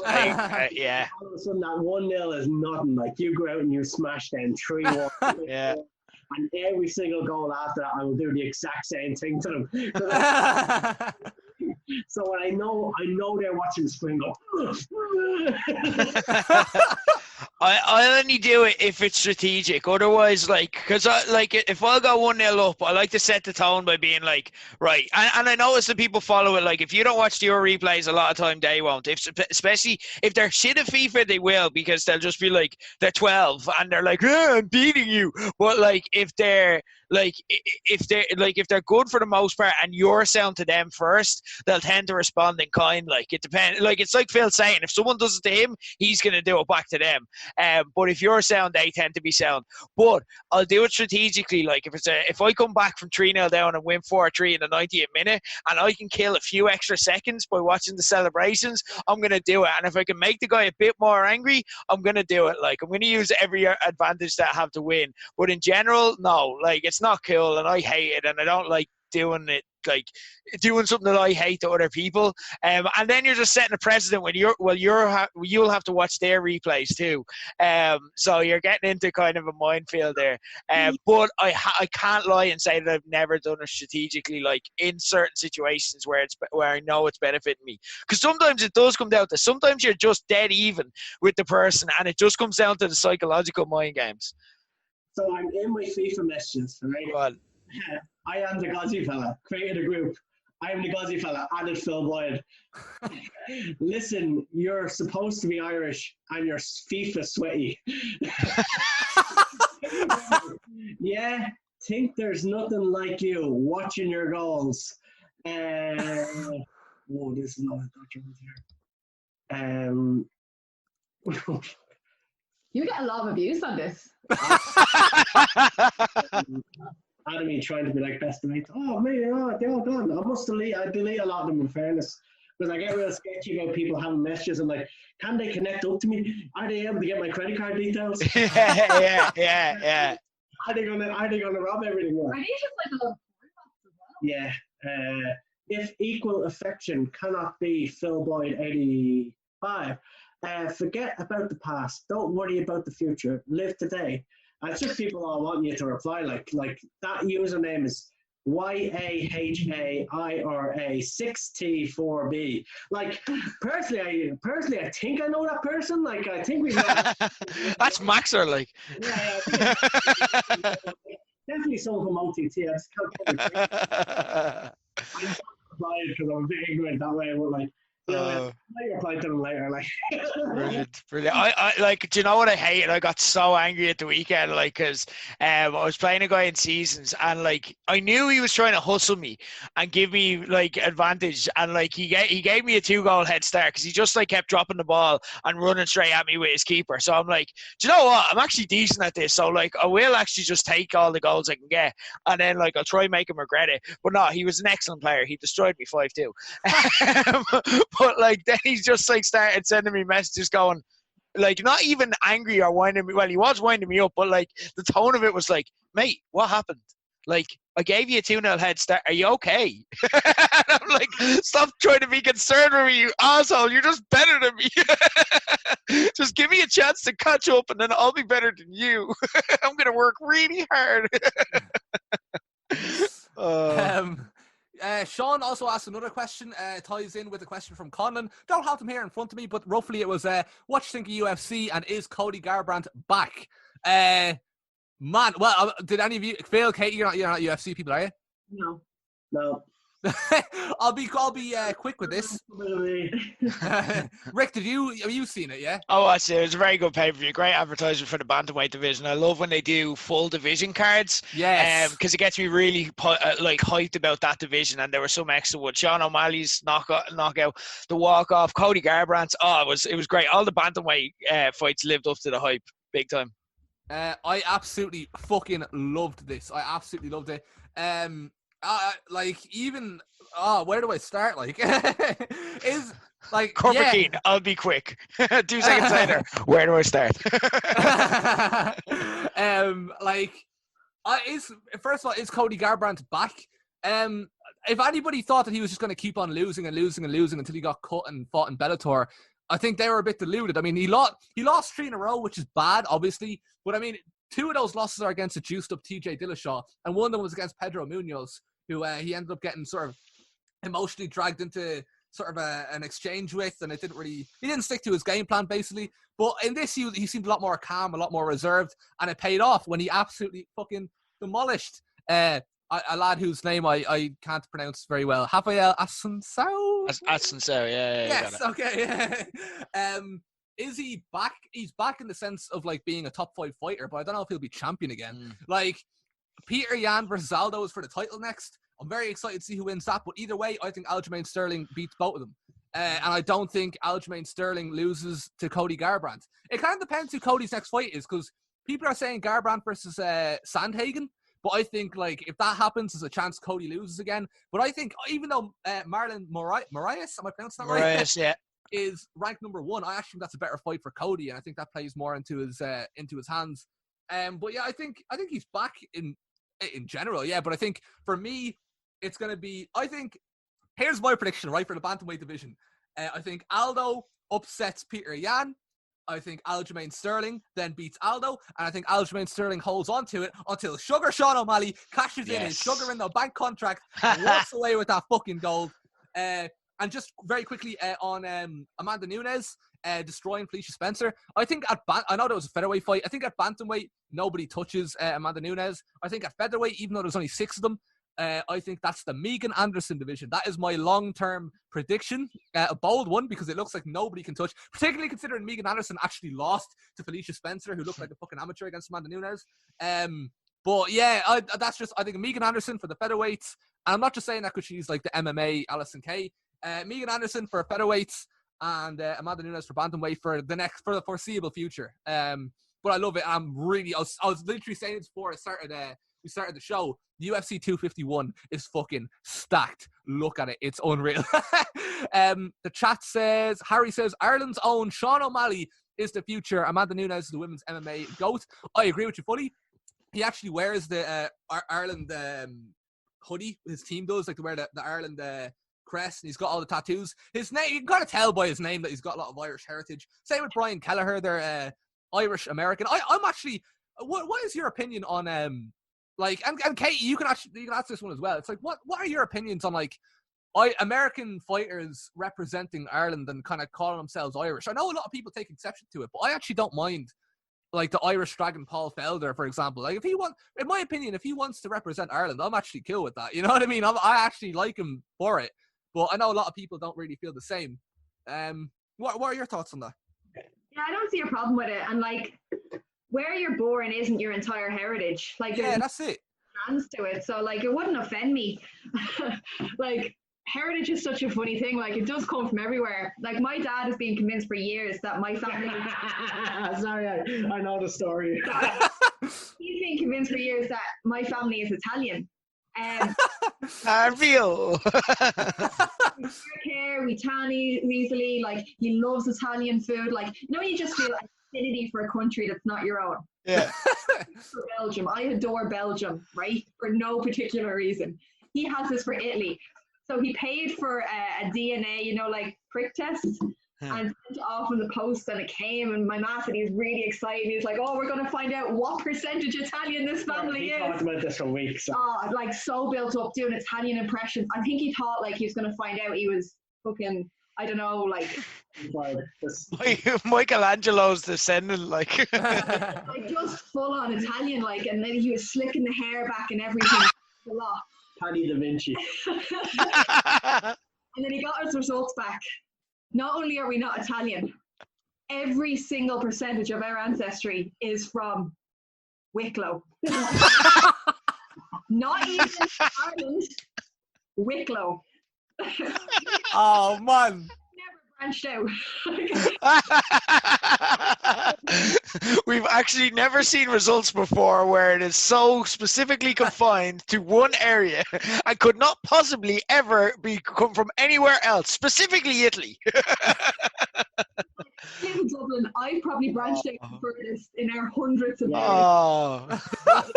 In the pale now, lads. I'm the exotic one of the family living. Amazing. That's hilarious. Heartbroken. But, like, if he had got that test back and it said he was Italian, even a fraction, I would have no problem with him going and representing Italy in a sport if he was so inclined, because he feels that affinity towards them. It's part of his heritage. So, yeah, no, I don't see a problem with people doing that. And anyway, don't we get a lot of good footballers through that rule onto our teams? Granny rule, yeah. Well, good footballers nowadays would be, and exactly, that's you can say that if you want. Like, we have footballers is basically the objective way of wording it. Although I think we got David McGoldrick. I think he's English, so I mean we'll take him. I'll take it. I just see there, Harry says his name is Sean O'Malley. No chance he isn't one of us. Haha. Held up an Irish flag and I never knew that. When he held up, that's fucking cool, man. I'm regardless of where he's from or who he represents, I'm a big fan of his anyway. So if he wants to represent us, fucking class. Remember Tyson Fury was full on Irish there for a couple of years. Yeah, and it just went away. It was just like, nah, he's not anymore. He's like, yeah, I'll get the Irish kid behind me, man. Like, and then he punches himself in the face, and then it just seemed all go downhill. Like, I don't know why we just never bought into him. Because usually, if anyone comes in and says like, "Yeah, I'm Irish," like, you know what I mean, we jump on it like, Hey! "You're born in England, man. You're a part of the community." You know what I mean? Like your roots are with us, like, you know what I mean. You're part of that traveling community. Your ancestors traveled from our homeland. You're in England now, but it doesn't matter. You're flying the flag. You've got the tricolour going, and then he just dropped us like a hot snap. Yeah, fucking Sean O'Malley, I think, was actually heavily rumored to fight in August in Dublin as well, which would have been a fucking laugh. Raging that show didn't go ahead. But yeah, so that's just my thoughts on UFC. Absolutely loved it. The next card is the worst card I've ever seen in my life, but 251 is stacked. Where are we now? Joe Stodge asks, what's the most expensive thing you've ever broken by accident? When I was an apprentice electrician, I cut through the wiring loom of a machine that I was installing. Thing was probably worth tens of thousands. Yeah, so who's broken expensive shit? Me, I've told this story before, but me and Bruiser have we've wrecked a wrestling gym before. Oh, yeah. I've told that story before. That was probably pretty expensive. Who did this? What is going on here? So yeah, we've done that. That was probably expensive. We didn't no, I don't think we broke it. Like, we didn't break the ring or anything that was not replaceable. But like, yeah, we've done that. So that's what came to mind for me. Expensive stuff. I remember in college we were filming a documentary with this really expensive camera from the college. It was about 10 grand, and we all went to the pub straight after the shoot, and we took the camera with us. And at first we were super careful, like the camera had its own seat, you know, someone was assigned to sit and watch it. But then we just got really, really locked and started using the camera case as like a stand to hold beer, and someone took pictures to send to our tutor thinking this was hilarious. And like we didn't destroy it, but the next day we woke up, there was like a massive group text and stuff because no one could remember who took home this 10 grand camera from the pub. And like, it was a hairy few minutes. Like, I don't know how we were going to get through that. Like, it wasn't broken, but that's the closest I've come to like expensive equipment. Jeez. I'm I used to work the sites, so like I used to be a plumber, a roofer. Like I used to earn my wage that way when I was younger. I was working the sites, and the lads had just laid the foundation. They just put a pipe through. I think it was like the lead to the toilet once the toilet got installed. Whatever way it worked, there was like a ramp. There was like a ramp with. I was carrying something up the ramp, or we were easing something down, right? And anyway, it slips out of the hand, shoots down this ramp, and this bit of pipe that was just hanging out of the ground, like it was just a connection pipe. Someone else was about to go into it. It shoots across that, shatters it, right? Now, I mean, this thing's already laid, like it's in the cement. Like. Half it's still in the cement, half it's not. You know, like when when something gets stuck in something and like you can't get the rest of it out. It was exactly like that, and I ended up getting. I don't think I got sacked for that, but they kind of realized that like when they were letting me go, I was like, nah, look, the lads had to ruin it. It wasn't even my fault, but I just thought, oh my god, like they've laid the cement here, like we're well into this job, like and this smash, I'm screwed. Like, I found it in wrestling. Everything we have in Fight Factory is like it's bought with like savings, like money we have to save up and stuff like that. So we got pull-up banners, right? This was like a big investment. Like, we don't have coffers, like we are like show to show. Like, well, maybe not show to show anymore. We're probably every 2 shows. Like, we're not a for-profit business, is the way I like to think of it. Like, everything goes back into the school and the shows. So pull-up banners are expensive. I can verify this. I spent like, I can't remember, 350 quid on 4 of them, right? And like I said, these are gonna look good. Like, you know what I mean? Let's spend them. It's something that you need to do. Make it look more presentable, right?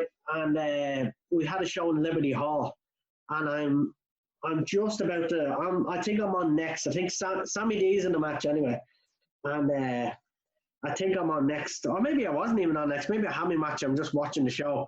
But Sammy gets thrown out of the ring, like, and the entranceway was on the stage with the ring, and there wasn't a lot of room, in fairness. But I would just like, you would don't hit the banner, like, you know what I mean, like you're getting thrown out of the ring, you see the banner, just do your best not to hit the banner. And like, I feel like Sammy, he drop kicks the thing, all right? I'm furious, like the thing's all bent up, like I'm like, oh. Like, it's the rest of his match, and I'm waiting there for him backstage. I'm like, you son of a, well, why would you destroy that? We just spent 350 quid on it. And he was all like, I got thrown out of the ring. What else could I have done? Like, I was all like, don't hit the banner. But I got thrown out. Like, and he made me feel like such a bad man for bringing it up. Because like, where'd you expect me to go? And I was like, just don't hit it. I wouldn't have hit it. Like, and he's all like, yeah, but I didn't intentionally hit it, like, and I was like, ah, I was like, ah, and that was my fury moment, like, I was so angry because I was like, that was so much money. I know it's not a lot of money in comparison, but what we had at the time, like, I was like, I can't believe you destroyed one on our first show, like. People don't realize, like, the actual fear wrestlers have of pissing off a promoter by breaking something, or the big thing, bleeding on a canvas. Like, that is such a common thing. If like because I know, like, I got my nose burst before, and I'm just like rolling straight out because I'm like, can't get blood on the canvas. Ruins a canvas. So yeah, that's a big thing. Back in the NWA days, man, we kept one canvas for, like, I don't know how long, 5 years. There was blood all over it. We were bubbling dry blood for years, like. That doesn't necessarily bother me. The thing about bleeding on canvases is I don't want to freshly bleed in the canvas, knowing that there's like probably a match after me or two. I'm usually out in the open, so like I might be a whole six matches after me. Like, so that's when I would try and like avoid bleeding. I don't really mind if anyone takes a bang and then starts bleeding. Like, once you don't think like, oh, you know what, this will look good, I'll just roll my nose in it or whatever. That's what the fans want. Give them their money's worth. I had it before, wrestling Blanche years ago. We were in Blanche IT, and like we were doing a show, and I was in a tag match, and Robbie Morrissey does a dive onto me, bam, like, and like, as I took the bump, my elbow smashes off the ground, all right, and like it's bleeding. It's not bad, but it's bleeding. It's heavy enough bleeding. So I'm like on the ground, like, and I'm like getting the blood from my elbow, and I'm putting on my head, I'm like, oh yeah, I'll just put this on. Like, the effect will look deadly. I'll stand up, and everyone will think I'm bleeding. They won't know where I'm bleeding from. Like, it'll look good. Like, but then I realized like how fucking ridiculously stupid that was, because like, I had to do the rest of the match with guys like having to grab me by the head, and my blood was all over. Like, the things you do when you're young. Yeah. You don't have an ounce of common sense. And like, when I see young lads do it, like, and that's my fear. Like, I try educate these young lads in every way. Like I mean, like, don't, like, if you bleed, just don't bleed in the canvas. You know what I mean? Everyone's gonna bleed. We all bleed. Like, but like, just be very conscious, because I did the stupid thing when I was young, not trying to make it look cool. Instead, I probably could have spread anything. Like, I was like, canvases and stuff. So yeah, it's just yeah, I don't know how we got into that, but yeah, don't destroy the canvas. If you can take one thing from this show today, it's don't destroy the canvas. We have a few comments there. Chris got on and said he broke the computer-controlled milling machine. It cost $15,000 in school. They still don't know it was him. John Nolan said back in college there was a microscope hooked up to a massive infrared generator. It's all aligned with mirrors to a millimeter precision. If you move it, you break it. Typically costs $50,000 to fix. Had to work with that for my thesis, fueled by liquid nitrogen. Loved it. Fair play, John. That's fairly intense. Grand. Okay, I think we're good. Wait, did you not break anything, Rick? That was it. All I could think of was a wrestling gym, which is not nothing. I told that story. I've nothing too expensive. I accidentally melted my radio though. What? Yeah, I accidentally melted it. Like, there was like a heater in my room. I forgot to turn it off. And like when I moved it, like my radiator like the radio just deformed, like. So like have to get Love it. It's dead. Sad times. But now we are on to our final question. Thanks for that, Joe. Our final question comes to us at Kento CCFC, who is there in the chat. Hello. Who we found out was Huawei. For those of you who weren't who didn't get that payoff, it was him. It's the name of the phone. It's not like some religious thing, by the way. Like, well, you don't know. Maybe he's into his Huawei's. Who knows? The non-quick fire round. Hashtag Ask Low Blows. Remove one of. Okay, let's get ready. The alphabet. Q. Fuck you. And your little you little needy. Q is fucking needy. It's just, I have to be beside yous all the time. Fuck yourself. All right.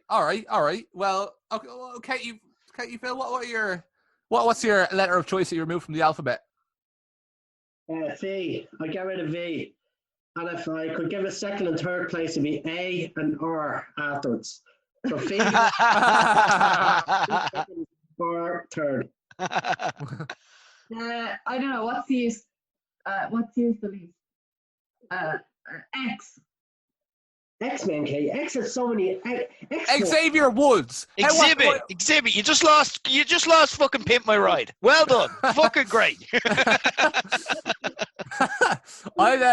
I'd actually go with A. I think it'd be really funny seeing people try and like speak without the letter A or E or like one of the most used vowels. just see how the words kind of mesh together. I'd be really like, how do you point at chair? It'd just be sure, and then you like point over there. I think it'd be really funny. You're an anarchist. Kento says W, because you could just say W. That's the point. Solid. Evolution. Who do we remove from Evolution? Flair. Shit's gonna come out about him. No, you can't. No. Look at all the old people getting mad. Okay, boomers. Present and future, right? Batista was just an enforcer. If you take away Flair, you just have the present and the future. You need Flair there for the evolution concept. No, let's even just talk about Evolution as a group. You definitely get rid of Batista before Flair. No way. I like Guardians though. Well, if you had to get rid of Batista and Randy Orton. We're talking about Evolution as a group. We're not erasing Batista from existence. We're just taking him away from Evolution. I wish Mark Jindrak was in it. I think we all do, to be fair. Yeah. I'd say, I see, like, all right, if we're not removing Ric Flair and say we're removing one of the two future wrestlers, right? Like, people will give out to me if I said get rid of Randy Orton because, like, it launched the career of, Randy Orton. But Batista's a fucking tank, man. I'm not getting rid of Batista. He was one of my favorites back then. So, I'm going to get rid of Flair because I just think, I know it ruins the concept of Evolution, but I think as a faction, you could still, I mean, it would lose a lot. But it loses a lot no matter who you get rid of. You know what I mean? Like, if it's just Ric Flair, Triple H, and Orton, it's you need that bit of Batista. You know what I mean? And if it's just Flair, Triple H, and Batista, you're missing out on Orton. You know what I mean? I don't think there's a right answer to this at all. I'm just going to go Flair. Yeah. Good question. Where are we now? Split in the room, Kento. Yeah. For horsewomen, this I struggled with this one. But I went with Charlotte in the end. Oh no! I know a lot of people would say Charlotte straight away, but Charlotte doesn't get the credit. Like, I mean, from WWE, obviously they love her, so I'm not saying she's underrated. She's not underutilized, but I think she's perhaps underrated in the sense that a lot of people hate her. Yeah. And say, she's shit at this, she's shit at that. But I think she's better than a lot of fans give. That'd actually be a good answer for an earlier question, the one about wrestlers you love that wrestlers that you love that are like unpopular. You're also saying to get rid of her. Oh, well, yeah, because the other options are Becky, who I assume none of us are going to pick Becky, right? No. Bayley, in NXT especially, like, her character was fucking next level. You know what I mean? You look at Bayley, look at the matches, right? This is the big turning point for me, right? When you look at the matches, you've got fucking Becky and Sasha. That's the match that kind of launched Becky, you know what I mean? Becky versus Sasha. You've got Bayley versus Sasha. Becky, oh yeah, I said Becky versus Sasha. Charlotte has good matches too, but I mean, we could have had Becky versus Ronda in a singles match at WrestleMania, perhaps. You know what I mean? We could have had, it's It is a tough one. I think. Who are you getting rid of? I don't. Did you say? Chris has pointed out that you have it in for the flares. That's not a bad show. That's not a bad show. Bailey's for me, just because of lasting legacy. I like her Bailey a lot now. It's just Charlotte and Sasha very important. Bailey just hasn't fully got there. Like Bailey could change my mind and make this interesting and overtake Sasha, but she hasn't got there in terms of impact to Sasha. Are you going to get rid of... I'm assuming the way it works is they were never there to begin with if we remove them. So are you going to get rid of Bailey, Sasha from TakeOver? No, but like they were never a stable, so that match can still happen. So if I'm removing them from the horsewomen, then TakeOver could still happen because they could still have that feud. No, that's cheap. You just don't have the end of it. Well, then what's the point in removing any of them then if they're still going to have the same fucking matches and same things? Like... Because they're not in. I know I didn't ask the question. Stop giving it to me. No, I think. I get what you mean. No, because I mean the point is they're called the Four Horsewomen because of the matches they've had with each other. You know what I mean? That's what makes them the Four Horsewomen. So if you take out Bailey, then those matches never happened. You know what I mean? Still have Becky Charlotte. Still have Sasha Charlotte. Have Sasha Becky. I could live. Oh, Becky Charlotte. Actually, yeah, Becky and Charlotte. I could live. Well. I could live. You know what? I think Bailey's actually an alright answer, to be honest. I don't know. Fuck. Can we talk about the forgotten woman of the women's revolution? Go on. Emma. She's not really forgotten. She's not in it, so you can't remove her, like. For that phase, like. Well, she only had like 2 good matches. Her and Paige were the trendsetters when NXT started. Yeah, but that was one match. Do you know what I mean? And again, we're not criticizing Emma. She's just not in this group. What did Emma do though after that? What's she's now Tennille Dashwood and Impact. Did she not get the belt at some stage or face Charlotte at some point? I feel like she was the top girl in NXT when Charlotte and Sasha and all were coming through. Like, I think Charlotte beat Paige for the championship. Oh no, Paige gave up the championship. She never lost it, and then Charlotte won it next. No, Emma never held the NXT Women's Championship. She just fought for the first one. But she was. But was she not in the main event? She not beat Charlotte. Was Charlotte was not the one she bet? She might have been the final of that tournament. Yeah, she might have. I think she had a lot of big matches in NXT. Like she brought. When you talk about like making women's wrestling like remember there's a stage before that where it's just like there's the women's match, you know what I mean? Like it's like. Well, if you're talking about like women who built NXT, like Summer Rae is actually the right answer. Right. Like she's the one who turned Sasha heel, and she's the one who had the big first matches and. Yeah. Oh, yeah. None of this is what the question is. You get rid of Sasha. Okay. If I take them out, does that mean they're just erased from wrestling? No, they're just not in those matches, I guess. They had to find their own way. They had to go through TNA or whatever. Because I was going to say, if it's just taking them out of, like, the faction or whatever, like, I think Becky would find her own way. I don't think Becky needed the horsewomen. Okay. And I think that when, around NXT and stuff, she hadn't fully found herself. You know what I mean? The horsewoman was never stable. It was just a click. It was like the curtain call. Like, the thing about it is, I think Sasha is the worst performer of the 4 at the moment. Yeah. I think I like Bailey as a heel now. And even seeing them as a tag team, like a year ago, I would have said Sasha's the primary and Bailey's the secondary. But I think I know she has the belt and all, but I'd look past that and sort of say like Bailey's starting to come out of herself more, and Sasha really seems to have not done anything for the last 2 years. Like, so I couldn't tell you the last Sasha match I enjoyed. I didn't like when she came up to Raw either. I thought she had really good matches in NXT. I thought when they didn't have enough time to prepare, I thought her level of matches dipped. Becky Sasha Hell in a Cell. That would probably be the last Yes, that was a very good match. That was a great match. That was a good match. I'm not saying she doesn't have good matches. I'm just saying like you show up to a venue, you're wrestling this person tonight. Like I think she suffered more than the other 3. Yeah, okay. It's a valid point. That was actually a tough one. This one is not tough. This is fucking piss easy, right? Major social media channels, right? 3, 2, 1, Snapchat. Facebook. Snapchat all day, right? Facebook, right? Facebook is perfect right now because you've got all the fucking boomers, all the racists, all them.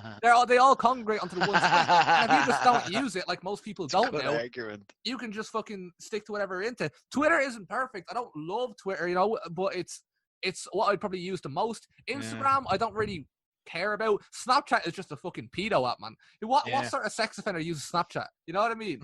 if you're not like, I don't know. Yeah, you've sold me. I'll change my answer. Yeah, you've sold me on that. Snapchat. What do you even do on Snapchat? You just view people's fucking stories, like, you know what I mean? And you don't even do that anymore because Instagram. Everyone's on Instagram now. Yeah, like it doesn't serve any purpose. So I'm gonna go. Yeah. I'm deleting Snapchat. Rick, Okay. with me. Yeah, I'm Katie, sold. Phil, what are your answers? Yeah, it'd be Snapchat. Yeah, you've told me Well played. Well played. Very well argued. on it, so it didn't pop into my head. So Yeah. I think the next one's easy as well. Yeah, right. Fast food brand. 3, 2, 1. Supermax. Subway. Oh, okay.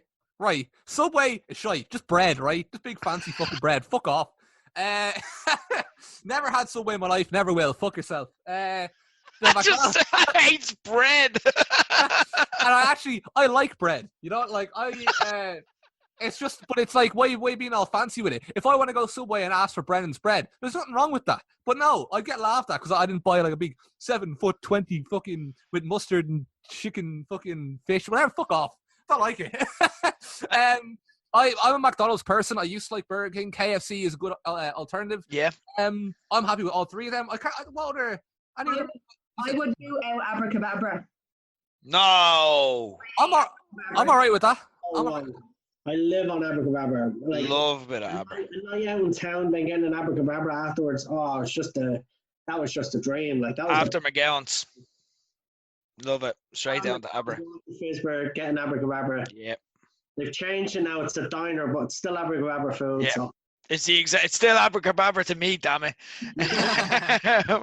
Supermax, they like exploit their staff and shit. Like they're a horrible company. But then we lose muffins and ice cream, which it's impossible to like put a muffin in a microwave and then put a dollop of ice cream on top. So it is a toughie. Nah, Supermax, that's easy for me. When we used to finish training in Bray, like this, how much I have an affinity for Supermax or abracadabra.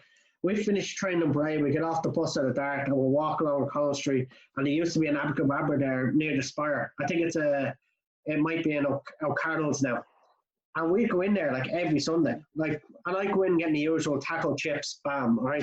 And it'd be me, Paddy Morrow, the Fingers Hooligans, and basically anyone who lived on the north side. But generally it was the four of us, like, and like I'd put on weight looking at pizza. Like I always have, I had such a slow metabolism. Paddy Morrow had the fastest metabolism anyone I've ever met. That guy used to go in and order 2 doner kebab meals. Right, 2 of them with just red sauce, by the way, ketchup. Right, that's a different story. That guy would neck 2 doner kebab meals every day and never put on a pound of weight. Like I know that's a downside when he was trying to gain weight. But like I just used to look at him and think, oh man, I wish I could eat 2. I could eat 2 meals and like not get fat. Like, but that guy used to like always neck 2 doner kebab meals. That was his go-to. I would get taco chips. I can't remember what the lads used to get, but every Sunday we would do that, and then we'd go to the internet cafe further down the road to check out all our social media. We didn't have internet on the phones. I didn't have WAP. Brilliant. Where am I now? Special gimmick pay-per-views. I find this one quite easy as well. Yeah. 3, 2, 1. Hell in a Cell. Hell in a Cell. Are we all in agreement? No. Yeah.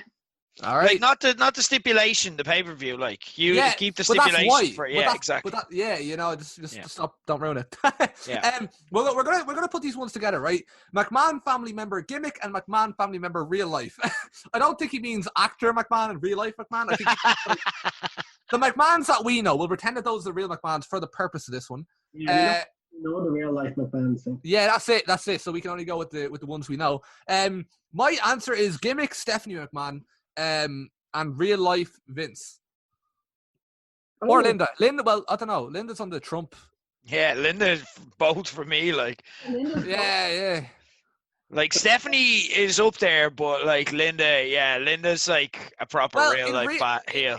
All right, if we're talking gimmick, right? Stephanie McMahon for me has had so many long, bad uninteresting, segments. Like that don't entertain me. That kind of suck the fun out of wrestling for me a lot. No, I know obviously somebody would have. I'm not a fan of the character, basically. Yeah, no, it's rare. It's just I think she's had a lot of positives too, like, and it's kind of her earlier material was much better. I think like around like when she was young, Stephanie McMahon marrying Tess and stuff like that. That was a really good storyline. That's very underrated.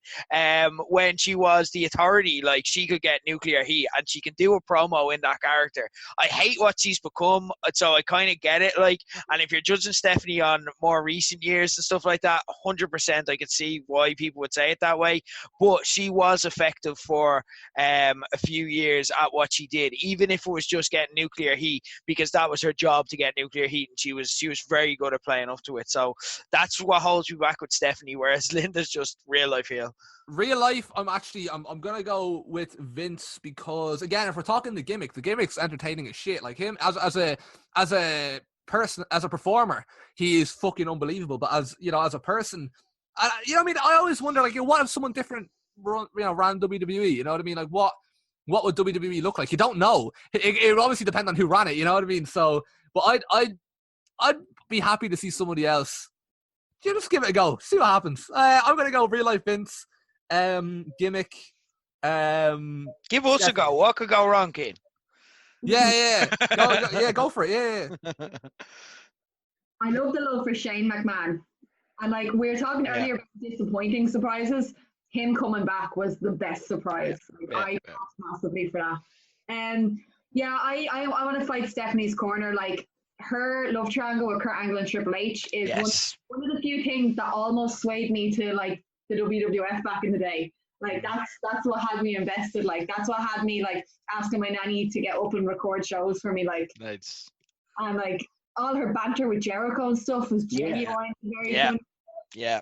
Brie Bella stuff we were talking about. Like, there's been some questionable stuff, but I think if you grew up watching it, she's essential to that era. Like Triple H doesn't become as big a star without Stephanie. I'm not talking about real life, but the amount of arguments or feuds he got into because of Steph. Yeah. You know what I mean? Like someone insults Steph, which would enrage Triple H, which would make him lose a match. Like, you know what I mean? And then like it was just a cycle of like great stuff that Stephanie did. She got Jericho over. Like, not saying Jericho couldn't have got over by himself, but that stuff helped. Like, he needs someone to back off. Like, yeah. The fact that was just like, I'm going to call you a trash bag hoe, and she's just like, yeah, go for it.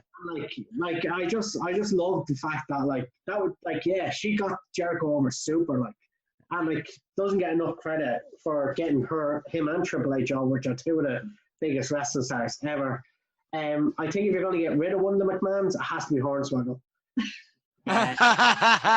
Good show. Oh, brilliant. Great. You're trying to kill us, Kento. You're trying to start a fight. You're just stirring here. This is the one where I am literally going to be as quickfire can be. Irish political party. Go for it. All three of the main parties I'd get rid of. All three big parties. They're all horrible in their own way. All of them. Get rid of all of them. You wouldn't start. I've never heard. You wouldn't start if we started Irish politics from today, you wouldn't start it with those three parties. They're just way down by baggage. Like, no, so get rid of all of them.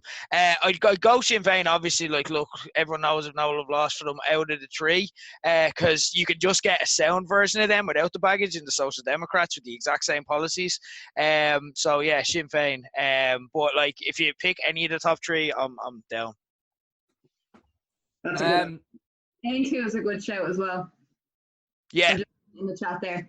Yeah. A2. I'll pick them. Yeah, it's a good show. Give it a Labour. What are they doing here? Apart from Michael D. Higgins, they are proper. Like, that's gone now. I remember they got loads of seats when they first started getting into politics, and now they're like, I don't even think their leader got in this time, did they? No, like Joan Burton, she's gone. Yeah, she's gone. And yeah, your man had to retire. I can't even fucking remember his name. Yeah, they're just gone. They're irrelevant. Proper third party, like. I suppose that was their votes as well then. Yeah. Fine Gael, Fianna Fáil, I don't know, flip a coin. Number from 1 to 10.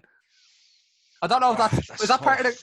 Oh, okay, that is actually part of the question. I don't know That if is, that, get rid of one of them. You know, I mean, you count the 5 and you get so fed up then counting the 6. And then, but by the time you get 7, you're starting to get excited to get to 10. Yeah. Of 1 to 10, like. I can't believe we related that much to what you just said. I'm like, yeah, you perfectly summed up the act of counting for me. Like, that's beautiful. Harry, fuck off. Harry says 8 little curvy yoke does my head in. Fuck off, Harry. 8's a lovely number, man. 8's when you're like nearly there. Nice, and 2 divides into it, 4 divides into it, everything divides into it. It's nice, it's open-minded, it's you know, it's up to whatever. You know what I mean? Fuck you coming here judging number 8 like that, you know what I mean? Fuck you.